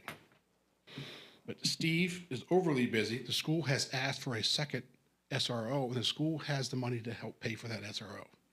So that's the key thing, and it really helps our budget, is the school has the money to pay for a second SRO. So where, the second one, would he or she be at the high school? The second one, they would separate. One would be at the middle school, one would be at the high school. Okay, I don't know which one they would go to. That would be Yeah. up to the school, Paul. Yeah. okay. Yeah. So, yeah, but the school has the money to pay for the second SRO. And I've talked to the superintendent, Mr. Rivlin, and he said they got a grant for this year and he's all ready to pay for it. He called wanting another body. I asked him, I said, I can't do it right now. We just don't have the bodies. So that would be the fourth person, but it wouldn't hurt our budget as much because the school's ready to pay for him, much like they pay for Steve. And, you know, Tucker's been called out 13 times since the school started. 62 times this year Tucker's been out, and that's not just safety stuff. That's not going to the trick or treat. That's Tucker No. going out to help kids who are in need, who are struggling, who are in the corner of a room. And Tucker goes out, and those are Tucker. We call them Tucker call outs. Tucker goes in, he pets him, and within 5-10 minutes, the kid's okay, and we walk him out of the classroom, and everything's all right. So that's another pool. I mean, so we talk about cases. If he handles 50 cases, there's 13 of them more because he's got to go with Tucker. It's another up to about 65 cases for our school resource officer in 2.5 months. And I've heard from the teachers as well how they need another resource officer. It's some of the teachers at Brown Middle School leave in tears because of some of the children that are coming. And like I said, we're going through a time with some transient families that are coming in and out. And again, they are coming here from other communities. They don't stay long. And that's the problem because, you know, we may make an impact on them and get to them where we want them and then they leave. Yes. You know, so, but I'm thankful that there is a grant out there and that would cover. How long is the grant for? Do you know? I don't know. So that grant at this point is for what, at least a year? At least a year. And Mr. Rivlin has assured me they will file, when we will do the same. He will look out for every grant that comes up to help the SRO. So Tucker and Steve are really busy as long as and once we've had it where teachers at Brown have called us for help and Steve's at the high school calling for help. Again, here comes the road patrol, our detective bureau. You know, during a lot of the shootouts, a lot of the shootings, our detective bureau has been out working, and as a captain, I was working the road. That's how short we were. And I'm not sure I'm good at it anymore. It's been a while since I've been on the road. So why I'm asking for this now? I think I addressed this last time I was here. The academy, if an academy has 30 cadets, which, trust me, is high. I think the one they're having now has 16, and I think 2 dropped out. So just an odd number of academy, 30%, 30 kids your academy, 70% are already sponsored and spoken for by a department. So that leaves 30% of 70, it's 21. That's about 70% of 30, I guess, right? Yes. That leaves 9 officers. 2 or 3 are going, 2, maybe 4 are going to fail the fitness test or fail our background because we refuse to lower our standards. Now we're down to 3 officers. We have all the departments in this county fighting for 3 officers. And there's an academy now that we went to. I took Detective Cayley and Sergeant Wilmington. We met 5 good candidates. So, and we were lucky to find 5 that weren't spoken for because 2 of them dropped out. The 5 we've had 2 women for ride-along, but one of them's being looked by Solon and Cuyahoga Falls. Those are the departments right now we just can't compete with, particularly being on 8s. And I don't ask the mayor and the council to try to compete with Solon. Solon's just stealing officers from everybody. They make good money, and people are rushing over there. That's probably a guy we're not going to get, but he came out, he liked us. The only thing that brings people here for us is our you know, just the way our department works. People love to work for us. Once they get here, they do not leave. And that's a good thing. Our camaraderie amongst our patrol in the city is great. We love our residents. Residents love us. Once people come here, they don't want to leave. The hard part is getting them here. And if you're competing with Solon, it's hard to compete with those wages. And I wouldn't ask for that. But that's why we need this, because this academy is over in February. If we were lucky enough to get 2 people from this academy, the next one doesn't start and we're 6 months out. And now we're into 2027 and we still don't have 4 or 5 guys, and one person might leave in our department because of retirement. Sergeant Wilmington is probably gone in 2 years. So if we don't start now, we're looking at 2027, late and early 2028, trying to fill these spots. So you could give me 4 guys now, I probably couldn't fill it till 2027. So this is forward thinking that we have to start filling them now. That's all I have in case you have any questions. Okay, anyone now have questions? So we'll go ahead and open up the floor since Jake had a whole bunch of information that we wanted to get out there. And I want to thank you because I know that was a lot of information, and thank you again for what your staff does, both of our safety forces, because a lot of the times when, one call's there, the other one's there. So we, have some great safety forces that are in our community. But again, we have a lot of changes that have happened, I would say, in the last even 5 years that are going on. And if we do not nip things in the bud now, it's going to get worse. And we are a community that needs to have high standards, and our residents, our neighborhoods, they need to feel safe. And I am a firm believer in supporting this. Personally, I am comfortable with moving this forward. And I haven't let Matt talk yet because he's on this committee, and Cheryl. But does anybody else have any questions on this before it goes to the big committee, if it does? Well, I just have a comment, and thankfully, the various ride-alongs I've been on, I have seen just what you mentioned. You might have 3 cruisers sitting outside, and some residents might say, what are they doing? Just in there, nothing? I say, no. They're in there, they could be filling out reports, they could be questioning people. There's a variety of things that they have to do inside the station. And for me, riding along on different shifts, to me, I'll just say it's been a big asset. The 3rd shift's been the hardest because I'm just not the type of person to stay awake at, 2, 3 in the morning. That's when all the excitement happens. Well, you're right. I have seen some things. I know that for. I have made it to a few times, but I have seen some things that I just didn't expect. But when you see things firsthand and how they handle these different situations. Okay, Cheryl. I am totally in support of moving it forward. As you mentioned, different residents that have spoken about both of our safety forces. We have amazing people that work for us, keep us safe, and help us out in our hardest moments every day. Can't be grateful enough for what we are fortunate to have. And I think it's very important that we look at their safety. They put their lives on the lines every day. They're out there in the worst scenarios, and now it's our turn to be able to keep them safe.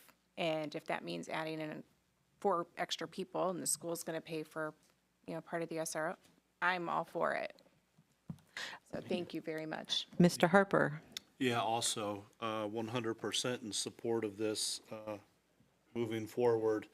Again, not only to continue to protect our residents and businesses, but to make sure that our officers are also staying safe on the road with additional help. And let's, like I said before, the residents, voted for a safety levy. And it's important that, we show the residents that we do care about where their fiscal dollars are going. And, safety forces are a priority. We do care as council. And I think that it's time that we, increase some of our numbers. So I am forward with moving that to, for committee as a whole. And if we have further discussion, we can talk about it then. I also would encourage other council members that haven't had a chance to even hang out at Dispatch for an hour if you don't want to go on a ride-along. But I definitely, if you have an opportunity to do a ride-along, you will see a lot. So I'd like to see a Yes. couple of you on a ride-along one day. It would be kind of neat to see. Anyways, that's all. Thank you very much. No questions? Nope. Okay. You answered the questions I had. Okay, thank you. Thank you. Okay, seeing that's moved on, next item, we have our fire chief here tonight, and this is in regards to the adjusting ambulance billing charges. So, Lake Forest Management sent me an email a week or so ago, and so Life Force Management sent me an email about a week or so ago of a recommendation of a rate increase. I know we did one back in early of 2024, but based on the cost and inflation and whatnot, they feel that we need to reconsider adjusting our rates again. These rate increases that were proposed that you guys may have the paperwork on are only going to affect insurances that are not state funded, like such as Medicare and Medicaid. It would affect private insurances or auto insurances for car accidents or the out-of-pocket expenses by the individuals. So what they're asking for is a rate increase for a basic life support, which let's just say is like somebody broke an arm. We currently charge $650. Their recommended rate increase is to $850 for the transport. An ALS call would be something that we'd have to put, such as a cardiac monitor on, or something of that nature that is a little bit more involved with patient care. They're recommending us going from $750 to $1,000. An ALS2 call is even more definitive care, where we're actually pushing medications. They're saying going from $825 to $1,200. For non-transports, we would be going from $75. They're recommending $300. So you ask, like, what's involved in a non-transport is if we go for an individual that doesn't matter if it was a fall or diabetic or something of that nature. We assessed their blood sugar, gave them some juice or whatever, and they said, hey, you know what, I don't want to go to the hospital, but we took vitals and we rendered patient care. We still have to do the report and whatnot. And they say, I don't want to go. They sign a refusal. That's what we would bill off of a non-transport. And the mileage, we're currently at $12 per mile. They're recommending that we go to 16. And 90+% of our transports are within our own city from here to PMC. So that would only affect probably roughly maybe an average transport is probably like no more than 2.5 to 3 miles per transport. So you had said it was like a 15%? Where was that? I had 15%. Where was that? I had written down a 15%. Where was there a 15% increase somewhere or no? No, okay. These percentages are huge. I know, they're a lot higher, enormous. yeah. I had, What's the justification?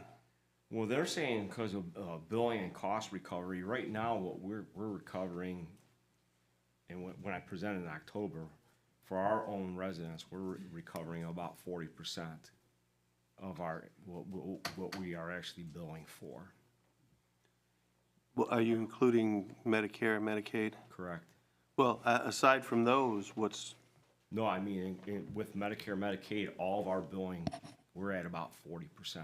And you don't make money off Medicaid. No. Yeah, there's no money to be, I mean, not that it's a money-making, I'm just saying, and a lot of our calls, especially at nursing homes, are Medicaid. I would say it's more of a cost recovery, more so than, so let's just say if we were to, like Medicare, Medicaid, for instance, if we were to bill $1,000, it doesn't matter, they're gonna give you their max, which You is might get probably like 300. maybe a couple $100. Yeah. And that's it, doesn't matter. It doesn't matter if it's an ALS call or an ALS2 call. will this not hit people with private insurance and auto insurance because they're gonna be paying a bigger difference than what their So what policy they would do is they provides? would bill their insurance for it. So let's just say like us is, that we have medical mutual. They would bill us, our medical mutual, our insurance for that $1,200 or $800, whatever it is. Our insurances may pay $700-800 versus the $200 that Medicare and Medicaid are paying. So they would pay a greater portion of what we're billing versus what we are currently billing for. So the difference then that would be left over, especially for our Ravenna residents that live here, would be responsible for paying that difference? We soft bill, and that now you're going out of my area of expertise because I don't really handle the billing situation. But to my understanding, we soft bill. I don't think we've ever sent anything to collections, so to speak. I don't. Yeah, Tammy, if you can join in. anytime on that. Yeah, I mean, they do go to collections, but a lot of it, you don't see it. You might see it 6 months down the road. I need to get together with Chris at Life Force and talk a little bit more about the programs and what they use.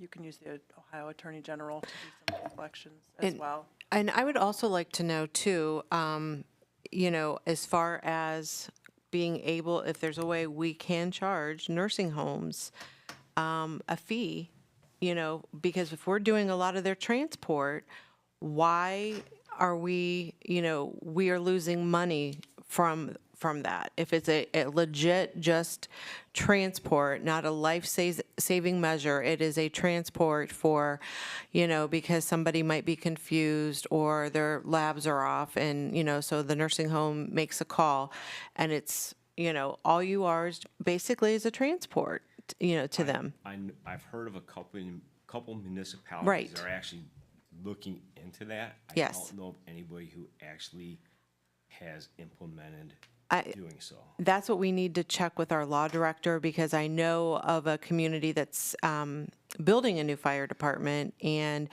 I work with one of the medics, and he had told me straight up that there's a new nursing home coming, and they are terrified that is going to affect, and they are looking at ways that they can start, to charge them, because it will affect their call volume. It's going to affect a lot because of the size of this nursing home that's going in. So again, we're finding out that Medicaid is only paying maybe $200 of a $1,000 bill, and we want to increase the charges, for people with insurance that are paying for it, and 9 times out of 10 are only calling when they need to, and not as a ride to the hospital. So yeah, I think we need to look at that. I'm for, making money and recouping cost, but also I want to look at it as a whole as well, and we need to find out how we can,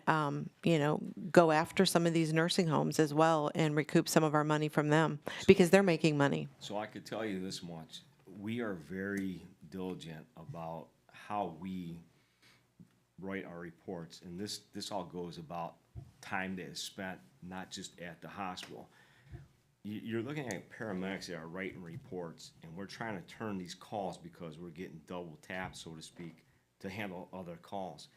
The more information that you put in there that supports the care you provided and justifying the care that you gave is how they bill upon. And that's even goes with Medicare and Medicaid. If they see a report and they say, oh, they put them on a cardiac monitor, but there's no explanation why, they're gonna be like, we're not gonna pay that ALS call. Right. We're gonna make this a basic call. So these guys that are writing these reports are spending more time trying to justify our services so we can collect more money that we are billing upon, so that we can get funded for what the services that we provided through the insurance or even Medicare and Medicaid. Because they're the first two that will be like, well, that's not an ALS call, and they'll reject it. They don't want to pay it. Yeah, it's unfortunate. It's a game, and I'm sorry that, they have to go through that just to, do their job so that we get paid. But We actually almost spend more time writing a report than the patient, from the time we get called out to the time we clear the hospital. The person who's documenting is spending more time writing a report than that whole call took. And several of you guys that have rode with us can probably attest to what I'm saying. right. So it's not just, oh, you turned the call, it took you an hour to run. No, it took them another half hour to write the report. The for documentation. 20-minute transport or 20-minute patient care interaction that we had with that patient. I have actually seen that at times, what you're saying, but it takes sometimes at times more time to write the report than the care that's given. So Tammy, what would you like for this ordinance, and this is your expertise too with the billing between you and the chief, do you want us to, entertain to move it forward, or do you want to, and then still have further discussion with Tammy, not Tammy, Chris, and, get more information on this, and then we'll present that at committee of a whole? Yeah, that would be my recommendation. I haven't talked to Andrea. I didn't know this was coming tonight, so I haven't had a chance to really look at this and the That's okay. increases. So, yeah, I would like to just want to make a talk to point, them. though, and I don't know if this was clarified or not. These increases are going to be borne by people who have insurance, but their policies aren't going to pay these limits, and it's going to come out of their pockets. Is that not correct? Well, that's all. That's what I asked. Well, yeah, right. Well, where else is it going to come from, though? Well, but when. It all depends how we bill, if we soft bill, if we have the right. Yeah, I to don't say know what that Yeah. means, but Yeah, if they bill the insurance companies should cover. The insurance people that companies have their insurance. limits, and they'll Right. pay out what their limits are. So we will end up Now- not getting, Yeah. No, I- the patient well, doesn't pay I the think difference. that's well, no, I mean, why- these are the rates. And That's that's what we why bill them if the insurance pays But you part of it. don't- Insurance says this is the maximum allowed to be charged. Right. Well, that's And so- Medicare. That's Medicare. It's Private insurances insurance too, does Rob. that Well, It is private insurances too, though. Private And- insurance right. does that too. I'm concerned that these are enormous increases, and I'm not sure what the justification is, but I'm worried that our residents are going to be paying a lot more for Well, this we service. could talk with Chris on this, That's- and again, we don't have to accept these rates, these Right. proposed rates. We could do whatever we Right, want to do. that- We don't have to do anything at all if we choose not to. Those are the same questions I have that I want Right. to talk to Right. Chris about, Well, Rob. yeah, I want to make sure we Yeah. we don't And if just they're a pass Ravenna this on. resident, I feel if their insurance doesn't cover it, then it's whatever their insurance covers. Correct. There's all Is that- types of ways. Is that what our ordinance says? I don't It believe- can be. Can It be. Well, can. maybe they should change. Yeah, think that's that why is- we're asking I these would like to questions. see us do that. Absolutely. Okay, Tammy, We'll get some Matt, answers what on is your input on this? Yeah, I'd like a little more information. Healthcare is a vicious cycle right now.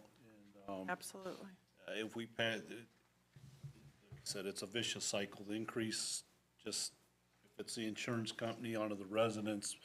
And I would like more information before I make a determination on this.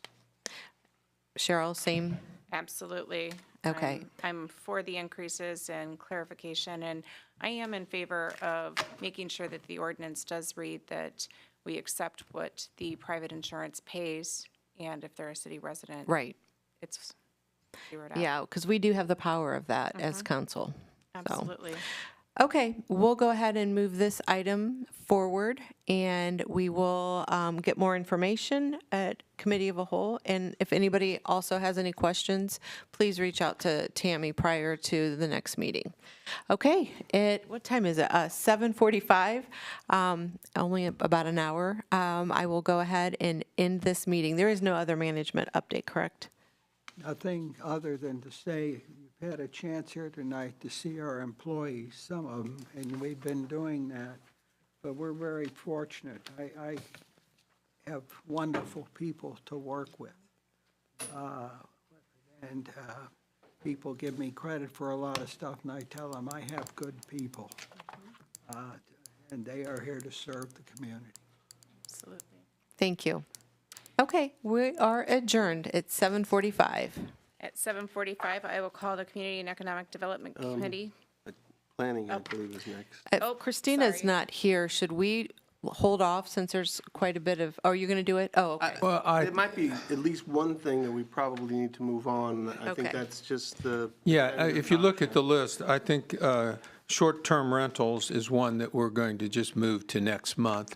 Christina had some direction that she wanted to bring up to discuss that. The others are fairly routine, so if it's okay with council, we'll go ahead and proceed without Christine here. Okay, I'll call the meeting of the Planning Committee together at 7:45. First item is an ODNR grant application for Emerald Lake Preservation. This would authorize us to apply and accept award if it's granted, and it's to purchase 2 parcels out by Emerald Lake. And the grant would cover the cost of those purchases, and that's to, the additional land would give a bigger parking area on the east side and also allow emergency access from the west side. So Neil Hess would be facilitating the grant application. He's the one that's written the other applications for us. My recommendation is that we move that on. Okay. We're on a time limit for it. They'd like us to get it, if possible, done as quickly as possible in December. Okay. And just a recommendation, Tim. Yeah. Is to make sure that that particular grant doesn't have any restrictions on what can be put on the land once the grant's awarded. A lot of the conservation-type grants have restrictions, and I know that some could say no parking lots, some could say no pavilions, some could say, so we want to make sure before we are committed to something like that, that there's not any particular restrictions on it to keep us from doing what we would like to do with the property. Okay.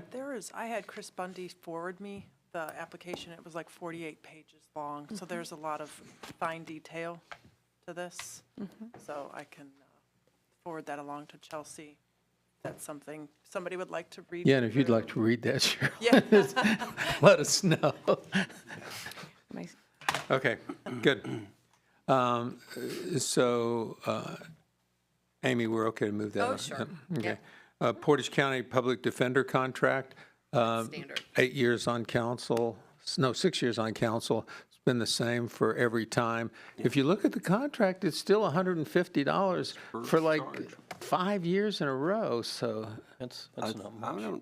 don't know if it changed even when I was. even when you had it. So, yeah, so we have to approve that contract annually. I recommend we're moving it forward.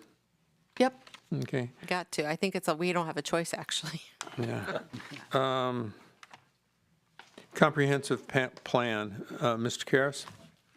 Yeah, so if you recall, last month, we didn't actually have the plan, or it was just delivered. You have a copy of the binder with you tonight. Now that you've had it for a little bit of time, I think it's appropriate for us to move it forward. Again, this is the beginning of the process. My intent is to, if we can, to continue the discussion over multiple regular meetings, have a public hearing so we can let the public weigh in on any concerns they have for the comprehensive plan. The only suggestion I make is whether or not council, and we can make this decision at the committee of the whole, assuming this moves on, to decide whether we want Todd Peets the director of the Regional Planning Commission, to come in and give a presentation. He's been before council on multiple times and talked about the comprehensive plan at least once. So my suggestion is read it over. Although it's very lengthy, if you focus on the last chapter and the goals and strategies at the end, then I think you'll have a better understanding of what this document is designed to do. And then it might also help inspire some questions and concerns, because we can still tweak it and change it if we want to. It was recommended by the Planning Commission a couple of meetings ago. So that's all I have to say. So if we can move it forward, then we can start the process of council considering its approval. And just to add to your comments, Mr. Karas, yes, the recommendations at the end are significant, but the sections on the census data is very interesting information on census data, and also the results of the 2 surveys that they did and what our residents responded back on the surveys of what they wanted and how they viewed the city. All very interesting information as part of this report. So with that, the recommendation is move it forward. Okay, so we'll do that. Short-term rentals going to another month, and management update. Mayor? Nothing at this time. Okay, thank you. And we'll adjourn this meeting at 7:50. So, Mr. Moskin, you're the only remaining committee member for Information Systems. Would you be willing to chair that committee? I'm going to have to decline that because I don't have adequate then- information. I don't, do you know of any imminent reason? I mean, so let me just explain sort of informationally without convening the committee. The council is going to have to pass a cybersecurity plan by January, I believe, is the deadline. And so our IT director, Jonathan Bender, is putting together this security plan, and we'll be discussing it both in detail in executive session, because it isn't something we want public, and it is allowed to be discussed in executive session. In fact, the document itself is not a public document, but it will come up for a vote within the next couple of meetings. I would recommend maybe like 15 minutes before committee of a whole, maybe having Tyler do his to do it, to do the committee meeting, since it needs, he's the one with all the information on it and knows about it, and we Well, can't. why don't we do this? I mean, there's nothing that necessarily we've gone through like the procedures of council, and there's nothing specific that presents a requirement for something to be on the agenda for the committee of the whole. Let's just agree to put this on the committee of the whole, and he can present it then. Yes. Okay, then you can go ahead and conduct your meeting. All right, at 7:53. I didn't. I'll call Community and Economic Development Committee to order. There are no minutes. First item on the agenda is the Design Review Commission Guidelines, Chapter 1434, which we have discussed numerous times. We finally got the last time we discussed it, we were waiting on the Design Review Guidelines to get completed. So now's the opportunity, since those have been done and accepted with the shoulds, now we can finalize it by getting this cleaned up. Just a clarification, though, I mean, the agenda says guidelines, this is what's It's not the presented to us. guidelines, it's the, Yeah, it's the actual it's the actual ordinance. code of ordinance Yeah. regarding the Design Review Commission.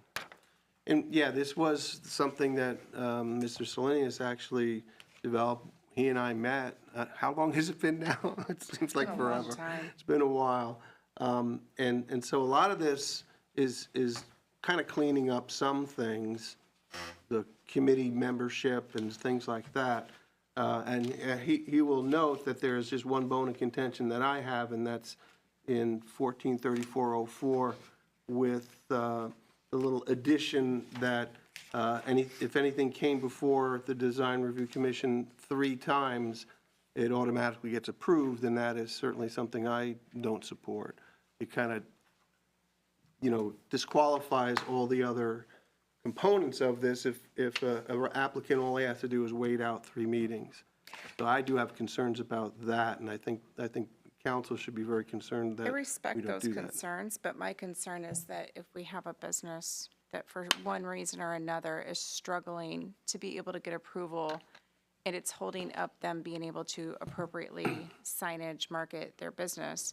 And we've had numerous people that have complained in that regard. And maybe if you don't agree with how that's worded, do you have a suggestion on how we can make it a little bit faster process? Because no business should be waiting I agree. more And- than 3 months and for I- signage. Or I should will- it come to council at that Exactly. point, and then Well, have it council does. have I the mean, ultimate see, decide? that's- Well, none has come to council. Nothing's come to council. No, that's true, But but we it's, get the but that's what's complaints. already in the code. You're asking, what can we do? We can ask the Design Review Commission to abide by its own rules, because there shouldn't be, there are timelines in there, and please read them. It shouldn't be more than a month between the time an applicant provides an application and they go through 3 readings. Then after the 3rd reading, they can appeal to city council. It hasn't happened, and I know the Design Review Commission has strung things out. I would suggest perhaps not in accordance with these, with the ordinances, but I would suggest the process is there. But this addition here basically says anybody just needs to wait out 3 negative votes, and then it doesn't even come to council. They just get, there will never be an appeal. They just get the permit, which strikes me as a very, I mean, it kind of, again, it makes the rest of this chapter insignificant and weak, and there's no reason for it. I mean, it pretty much is a loophole for anybody to do whatever they want. I do want to mention that I agree completely with the concept that for it to be an automatic approval after 3 meetings negates all the rest of the guidelines. So I am not in favor of that being in there, and so that is a concern that I share also. And I think we had a big discussion about that exact thing months ago when we were reviewing this. Yeah, but it never got moved forward. That was the issue. And is this ordinance, has a design review approved of that and this change? I don't know. That's a good question. Well, we have a design review member here, and we also have Larry here. Would you like to speak up?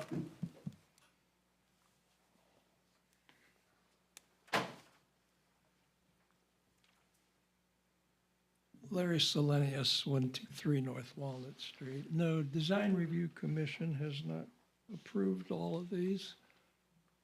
They like some of them and not others, especially the one that Mr. Karras also doesn't like. What I would say about that,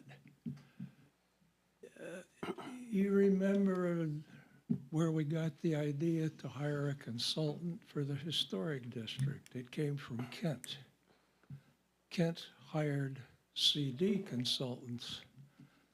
CD consultants told them to get rid of their architecture review board. They decided it was more trouble than it was worth. Kent Council did that in March of last year. You can watch the debates on YouTube if you're interested. Kent doesn't have a historic district. They're done with all of that. But we're not suggesting you get rid of the historic district. We're not suggesting you get rid of the Design Review Commission. We're just suggesting a tiny baby step in that direction. Kent's a progressive city. I think that's the way of the future. It's only a matter of time before this becomes, what's the word I want? Voluntary compliance. I know Oxymoron. he doesn't like those words, but according to my dictionary, that's a legitimate description. So that's why we came up with it. It would make it voluntary compliance in our historic district after 3 meetings, which could take 3 months. But it's up to the committee of the whole. That's why we want to get this to the committee of the whole. I'd like to say, as the mayor's appointee, Design Review Commission should, I won't say shall, but I think it's prudent that they review this and have their turn to debate this, and then let city council decide at committee of the whole if you want to edit their responses or Larry's responses. I would agree with that. I think we do the same thing when we, review things the planning commission has had, some jurisdiction over. I think it's the right thing to do to ask the design review commission to first weigh in on this and give their opinion, whether it's an endorsement, whether it's a modification and an endorsement, or just an outright denial of supporting this. And then I think council can entertain these changes. But is there going to be their solution to fix if there is an ongoing problem? I mean, where's the overseeing that? Right. There is a process. It goes to council, does it not? Nothing has ever come to council, but we Nope. still hear We're still getting complaints from business owners. So, City council has the option to just do away with the design review commission, do away with design review ordinance altogether, and eliminate the historic district if you want. But to say something is voluntary, I have no enforcement. We have no enforcement if you make it voluntary. Why bother? no one said anything about. We're talking about Well, that's what this gentleman's trying to do. He's No. Trying to make it voluntary with these minute changes. We've been battling this now This is since the only 2021. change, this is the only suggested change that changes the authority of anything. And I'm not saying that it's wrong. I think that it's wrong that a business gets held up and can't market their business accordingly. Absolutely, I agree. I know that there has been situations where you have even been able to override a little bit of design review commission's picking on things and I was the forced size. to. Yeah. I was forced to a But- month ago, yes. As a council, if we want more businesses to come into town and we want to be friendly, get them in here and get them open for business, then we have to come up with ways as a council to make that a little bit more friendly. And I'm not saying that this is exactly the correct way, but there needs to be a simpler process than making a business hold out for 3 months before they can Open their have their doors. signage and open I their just doors. repeat, if you read, It doesn't and happen I don't know that the way. practice, I'm not, and there have been complaints, and I don't deny that. But if you read what's in our ordinance, there's supposed to be a first reading within 2 weeks of an application, and then within 2 weeks of a denial. Now, if you add those up, it's like 6 weeks. Right. And then there should be, and then it comes to And then it council. goes back again, and then there's more denials. No, no, and more- no, but no, there's- no. But nobody ever takes it to council because as far as I know, is when they're there and they're getting denied, they're not told that that's a possibility. And if they Well, are, then again- they're not following through. But Again, we need to make this I process can't known. say that the adherence to our code is being done correctly. And that's a practice. You can change the code all you want, but if the problem is the Design Review Commission is extending deadlines they don't have the authority to do, then we can change all the code we want, and they'll just continue to do that. We need to make sure the Design Review Commission is adhering to these timelines. And if they are, there shouldn't be a 3-month delay. There's no way that it should happen within, and I get that there may be time. We changed, by the way. One change we did make was to reduce the quorum. So there should never be, because that was a problem. They couldn't have enough people, and it's a large board. We reduced it to the extent that they should be able to hold a meeting, as long as a few people show up. So, and if you want to tighten the timelines even further, you can. But I don't think that this is the solution. I think the solution is to get the Design Review Commission to review their own code and make sure they're not delaying people. And if they are, maybe we could add something to the code that if they miss a deadline, they can come right to city council. Because I agree, we shouldn't be holding up businesses But- from starting their business or Let me putting say, signs up. We have never, in 16 years that I've been doing this, ever stopped a business from opening their doors and operating. Never have we No, done that. but sometimes We have signs never- can't go up. Signage we is an have- issue when you're a business owner. We have allowed them to put temporary signs up. Okay. We won't even allow it. I tell them, put temporary signs up until you can come. I don't have an Never example. stopped a business. I'm not even saying the Design Review Commission is not adhering. I'm saying if that's the problem, because that's the problem I'm hearing from council, that the Design Review Commission is pushing these things too far out. If that's the problem, they need to review what their timelines are. Well, Rob, you heard it from a business yourself. I did. So it wasn't from council. You Well, heard that's it from true. a business It was a yourself. sign. It was. That almost- And I don't know that the Design Review Commission didn't say, go ahead and put a temporary sign up. I don't know any of the factors. They don't even hear that. I'm the one that tells businesses to do it. Okay. I'm wondering if on help 'em. the Never said no. the procedure when they, they're told they have to come to design review, is there do they receive information stating that where they're, if there's a problem with, that they're having with design review, and if they are not getting their signage up in an appropriate manner, are they told they can come to city council? Is it on the application anywhere that they can visibly see that, so they know that? Because the new business that we dealt with, it was nothing but a mess from the very beginning, from the time she came up here to the front, to the email, by the time she got, it prolonged her opening her business even to start by 6 weeks. There's no Because of reason- communication. But there's no reason she couldn't have opened her business. She was Because of the following what she sign. was told. Well, Again, I think I know which one communication. you're talking about. Yep. We did reach out and we did try to communicate. Julie did, Tiffany did, and I did on different occasions until she finally walked in the office and I said, "Where's your paperwork?" "What paperwork?" "Like, we emailed it to you." Yeah, I don't know. I know That when is- she came up here, she was, That wasn't design review's issue, other than if they submit the Friday after we have a design review meeting, yes, they might have to wait to get their signage approved. But I've always allowed them to put temporary signage up.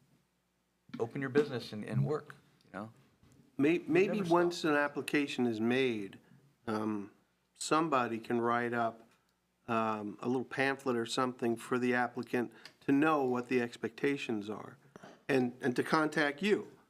So, and they usually come to your office, right? Or, They start with City Hall, Julie from City Hall. but I mean, when the application is filed. They come to me, absolutely, Yeah. That's for So I mean, review. in person usually, right? Not always, email, it depends. Well, if then you it's a can little- email them I'm just saying, as soon as they make that application, there could be a pamphlet that says, here are the timelines, here's what you can expect. If you have any issues that prevent you from opening, from putting up signage, contact the building office. Maybe we just need to do a better job communicating. Because I think that can be part of the problem. Sure. Absolutely. With some of the, because they don't know what to expect when they have to get an application approved by the design review. That's been a problem in different areas. I'm not going to say everything, but in different areas, I've seen that over the years. I would like, If- I'd if- like to revisit what was submitted in 2021 from the mayor, because he requested changes, and then here we are, Yeah, I almost don't know. 2026. Yeah, that's. And this isn't the document that was originally submitted. No, that's true. And if you have that, we can consider that as well. Absolutely, I'm sure I do. But I would like to go back to what Dr. Calfee said, that before anything comes before council, I think the Design Review Commission should get first crack at it. I think that's the only fair way to proceed. And if they don't want to, that's fine, then we can. No, it's fair, and then you guys can see his document, Yeah, design review's document, and then decide. yeah, absolutely. I do want to just mention again my strong disapproval with the proposed change to 1434.04. At its core, it is saying that after 3 meetings, if the person won't do what they're supposed to do, the permit must be given. So That could be interpreted different ways, yeah. If that's the way, that's the way I believe that it's written. A guy wants to take the windows out and put plywood over the front of the windows, and that's what he wants, and he's told he can't do it, and then after 3 months, he can do it. I just really disagree with it. Also, I would want to point out that on our community survey, on our comprehensive plan, the second highest thing that people say that they like about Ravenna is the historical character. Of all the survey respondents, the second highest thing. You put this type of provision in here, then you might as well not even have any And that's what Bob review. was saying. Okay. Larry has a comment. Oh, yeah, well, it's Cheryl, it's Mrs. Wood's committee. Yes. Let me answer a few of your concerns. This proposed item was presented to the Design Review Commission in July of '21. They've had plenty of time, but I assure you that like Mr. Karras, they do not approve that one item. The mayor's changes are in this package, the ones that they requested, changing the makeup to 7 members instead of 8. I would suggest that the Design Review Commission be given instructions that they're to settle issues at the first meeting. They often hold people up for 3 meetings with their suggested improvements, even though the original design is completely within the guidelines. I'll give you a specific recent example of One Financial across from the courthouse. That sign was completely within the guidelines at the first meeting. It was held up for 3 meetings with suggestions to make the letters 2 inches smaller. It could have been handled at the first meeting as a suggestion for improvement. That put them into winter, which held them up for 2 months more because the weather was too bad to put up their sign. So the total unnecessary delay on that sign was 4 months. I don't agree with that, Larry.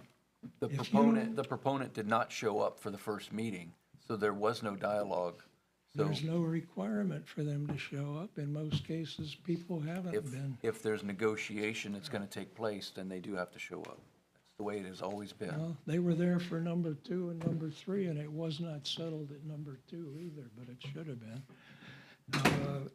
If you don't want to adopt this particular change, I suggest you change the law to say, after 2 meetings, they could come to council. I think the mayor suggested that at one time. 2 meetings should be enough.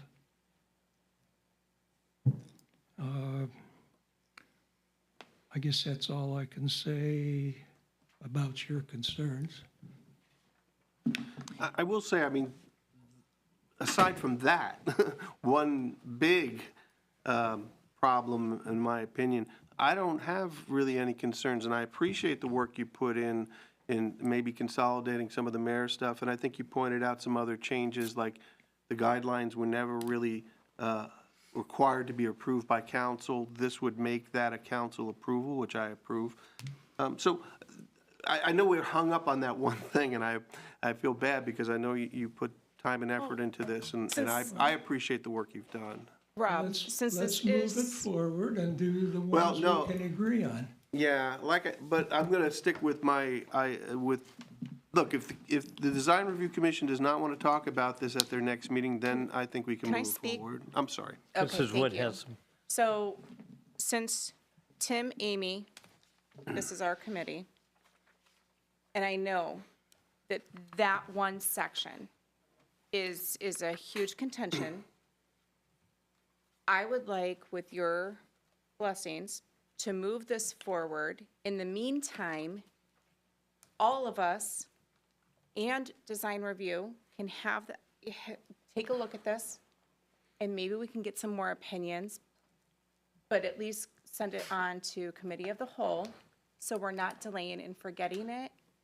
and we can work on that section. If all the other points are okay and not something that anybody is bothered by, and let's work on that one. But move everything else forward and continue improving instead of it sitting for another 3 years. I mean, I'm okay with that, except the fact that, like what Dr. Kelfi said, where it could be it's got to have better language. That's what I mean. Because We need to work again, on that one. you cannot expect, I mean, like, someone could want to put a Playboy sign in the front window, and there's nothing there to stop them, you know? Like, No, there's that's what I'm no saying. way. Give anybody Let's ideas. work Well, No, if you with give all me an this, example. If you go back, we never know. You never know back what's going and through read somebody's that, head. it says they still must obey all the laws of Ravenna.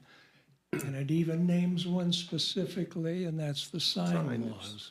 Including 1458.14. It doesn't say they automatically get a building permit. It says it goes back to the building department. But they still are only going to get a permit if they obey all the laws of the city of Ravenna. Except for the laws in the design review chapter. What about the historic district, as far Yeah, it as? says except for those restrictions contained in this chapter. There's not really restrictions in the chapter. That just says they have to go to a meeting and get All a right. certificate of approval. I think we're getting in the Okay. weeds here. They still have to obey all the laws of the city. Let's state that. I'm okay with further discussion. If you want further discussion for committee of a whole to go through the process. Like I said, how it's written currently, I am not comfortable with, but for discussion, and I understand the reason behind it. I think it's about communication, and again, I think we need to make sure on all angles we are. Covered? Yep. I would like to see us work on especially that paragraph. I would not be in favor of moving it forward until we resolve that through discussion and review by the Design Review Committee. In that case, I'm going to exercise, which I've never done before, my right as member of this committee to vote, and I'm going to vote no as well. So there's this a can't tie. move forward. Yeah, and you need a majority to move it on. So I would hope, Bob, or Mayor, you could bring this to the Design Review Commission's attention and maybe get them to consider making some sort of recommendation, up or down, mixed, and then you can bring it back to committee.